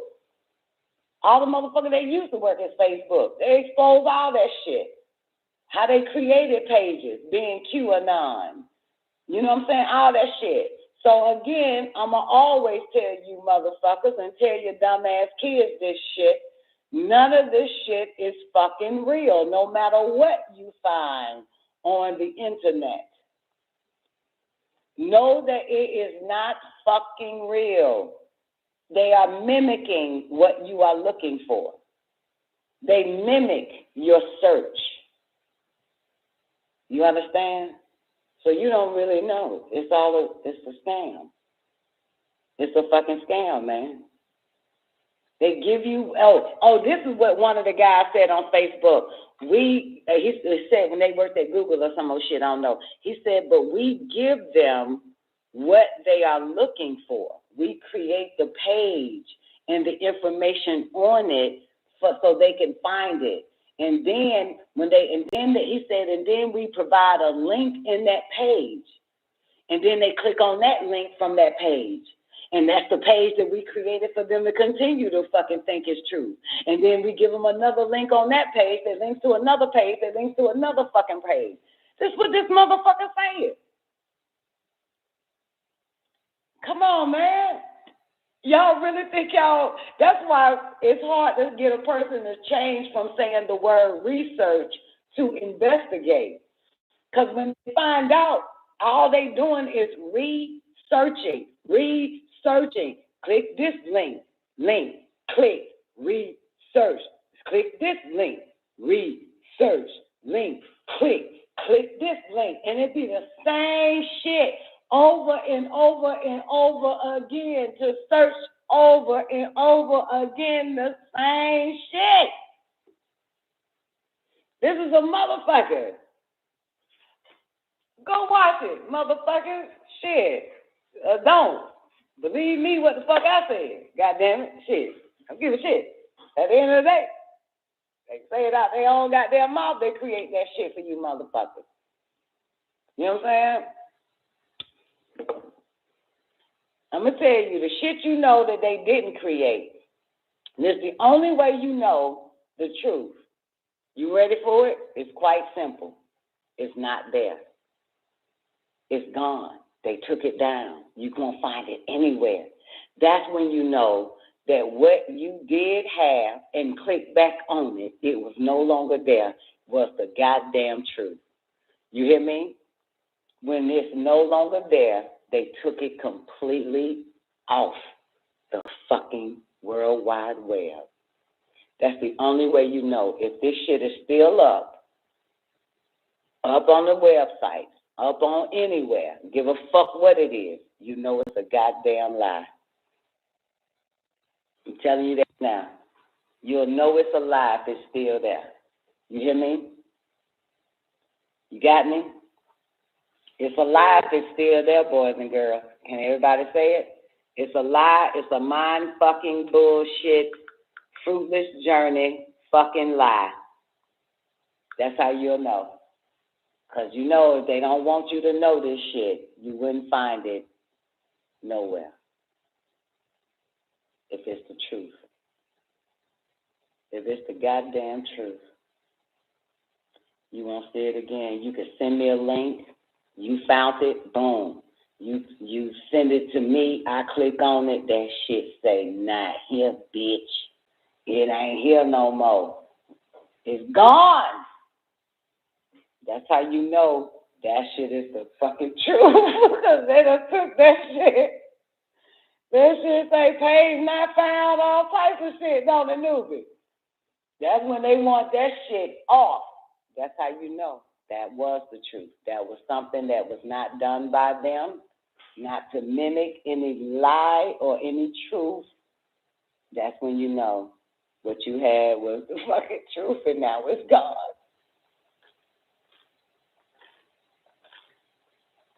So, there it is. All right. So, ladies and gentlemen, I'm going to finish knocking out this last little shit, the current status of the second violence initiative. This is part 2 of the Don NICOLEONE show. Of doing this shit because I really want to find out more diabolical shit what these bastards was planning with the niggas in the 90s, babies, all the way up to right now. He's just in a deeper disguise. But I got 20 minutes. So the current status of the second, there we go. The current status of the second violence initiative, second paragraph. The overall result, however, is not nearly so positive. As documented in the War Against Children, many biopsychiatric leaders in the federal government continue to view violence as genetic and biological in origin, and many federal-funded projects investigating such views continued unabated. A multi-million-dollar program, for example, is promoting the use of Ritalin for the control of disruptive behavior.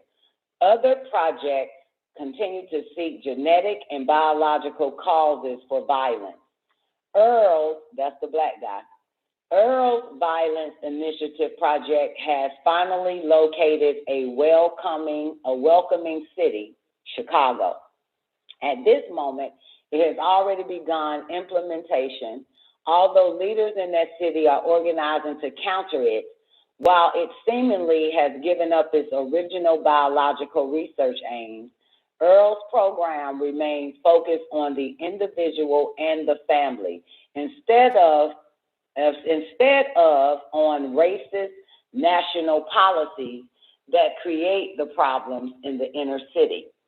Finally, the Genetic Factors in Crime Conference was held in 1995 by the University of Maryland, although with a more balanced format. NIH decided that the funds had been taken away improperly. For whom the bell tolls, as the controversy over the violence initiative simmered down, another scientific assault was mounted on the African American community. This new racist manifestation grows from the same political and social roots as the violence initiative. It is spearheaded by the best-selling 1994 book called The Bell Curve, authored by Richard Herrnstein and Charles Murray. The book purports to prove that Africans, including Black Americans, are genetically deficient in intelligence. Including Black Americans are genetically deficient in intelligence. Yeah, after we took on your intelligence, motherfucker, that shit dumbed us the fuck down. I'm telling you, I can run circles on a nigga that's been educated by a cracker all the fucking time. Nigga, you gave niggas education. You took their intelligence away. That's a big difference. That was a trade-off. Get educated by me or keep your fucking intelligence. I choose get educated by you, Mr. Wiley. Who needs intelligence? You can't really get a job off of intelligence, but if I had an education from you, you would have to hire me because of my education. That's a nigga for you. Any goddamn way. The name of the book, somebody find it and send me the link. It's The Bell Curve, 1994. The book purports to prove that Africans, including Black Americans, are genetically deficient in intelligence. He probably got that from the 9-ball, Nubu. It promotes programs that would ultimately cut off aid to most Black mothers and their children. The concept that African American youth are both genetically violent and genetically stupid resurrects the discredited King Kong image of Black American males. You are King Kong in this story. You want to hear the story? That's my favorite part of Dr. Yo say that shit. It ain't the part where that nigga say, you are King Kong in this story. The part that I laugh at is when the nigga say, you want to hear the story?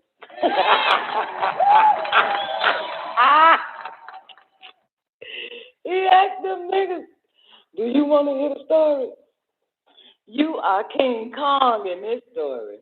I'm going to play that for the man of the hour. I got to think which one it is. I got to ask him now. Let me ask him now for right now. I know it's the one when he said that he did the white men done fried y'all non-magnetic particles, motherfuckers. I just got to, let me check now. I'm going to ask Neff, damn, what class is that? What class, let's say glass, I really stuck at Texas. What class is, damn, what class is, oh, you done found the bell curve, newbie. I'm hurt you nigga feelings on Monday. Y'all about to find out why this nigga wrote a book about your monkey ass. What class is, what's the name of the class where he talking about magnetic particles?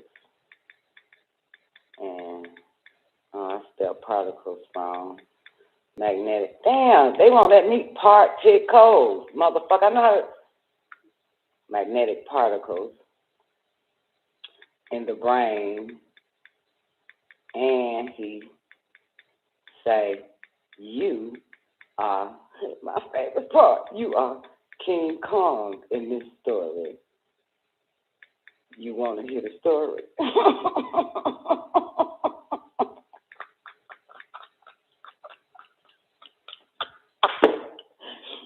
I spell particles right. This dumbass goddamn Android goddamn giving me parties and principles and stupid shit like that. You know how to spell particle, motherfucker. You know what I'm saying? So anyway, I'm gonna find that class. I can't think of the name of it though. I used to play the hell out of that shit, man. Now. Because they talk about how they fried your how they want to fire your magnetic particles and what they did to the music. And they changed the frequency and shit like that. I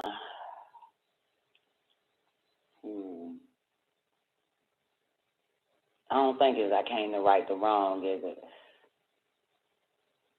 I think it who knows the secret. That's what it is. It's who knows the secrets. I guarantee you that's the one. Nope, it's not, because that's the existence of the Most High. Fuck me. It might be inner being then. God damn, I need some help. Anyway, I'm going to ask Neff. Okay, so, all right, let me read this last little bit, because I got about 12 seconds with you people. And what a Friday. Oh, Friday, the last Friday. This is the last Friday of the month. Oh, shit. We got goddamn Freestyle Friday.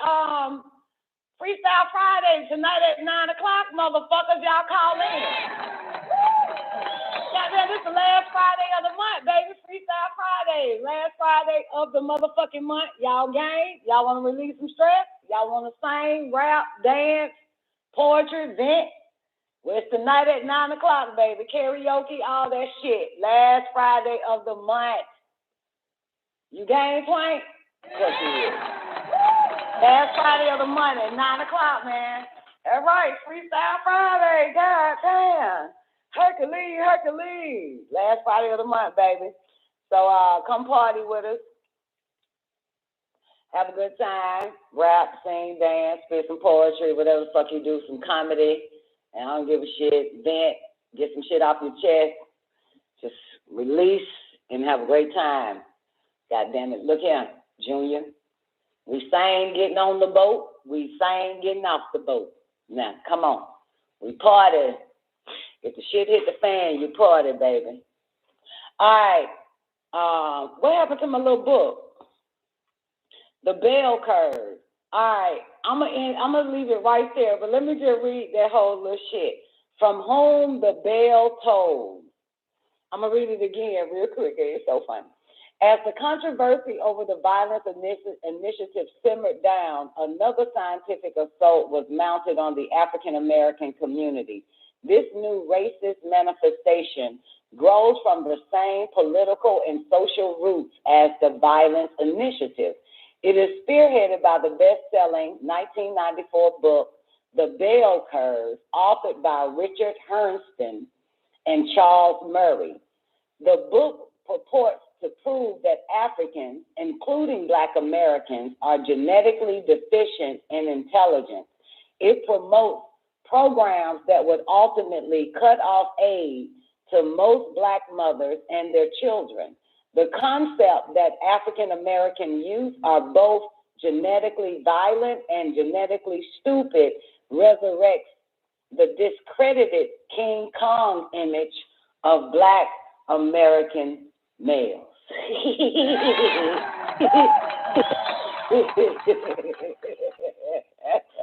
You are King Kong in this story.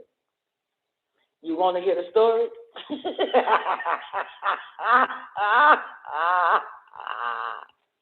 All I hear after that is Dr. Yo say, white man goes to the Congo and some old shit.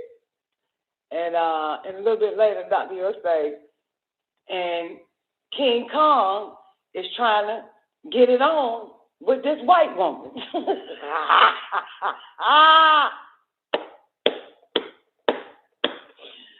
Oh, shit.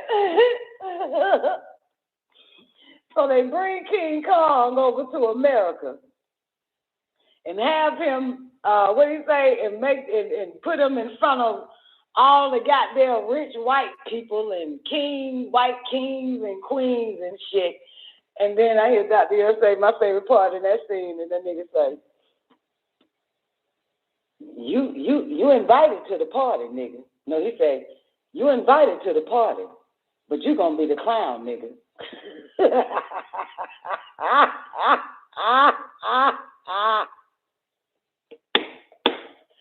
Anyway, you welcome to the party, but you gonna be the clown, nigga. That's my shit right there. Angelic descendants on the earth. You think that's it now? Y'all got to give me a minute when I after when this show about to end. If I end it now, I can find the right show. But and I'll start the man of the hour once I find the right one, though, man. Nell says angelic descendants. Where is your faith? Truth to hate is a sin. Woman and the devil, the secret, the mysterious chromosomes unlocked message, the media, the inner being. I think it's the inner being now. I came to right the wrong. No, that ain't it, because I think that's when that nigga probably say, how can a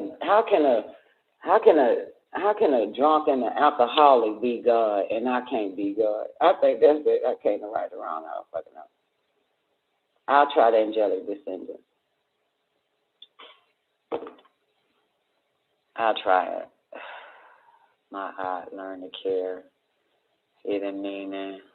God incarnates. Oh, we got Dan Pina on the switchboard. Beware, are you ready? 200. She said the angelic descendants.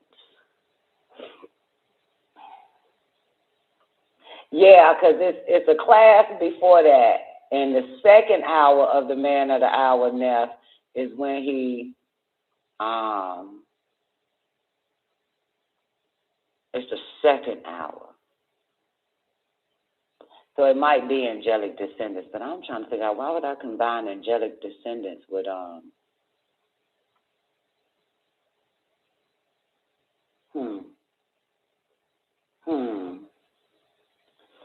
right.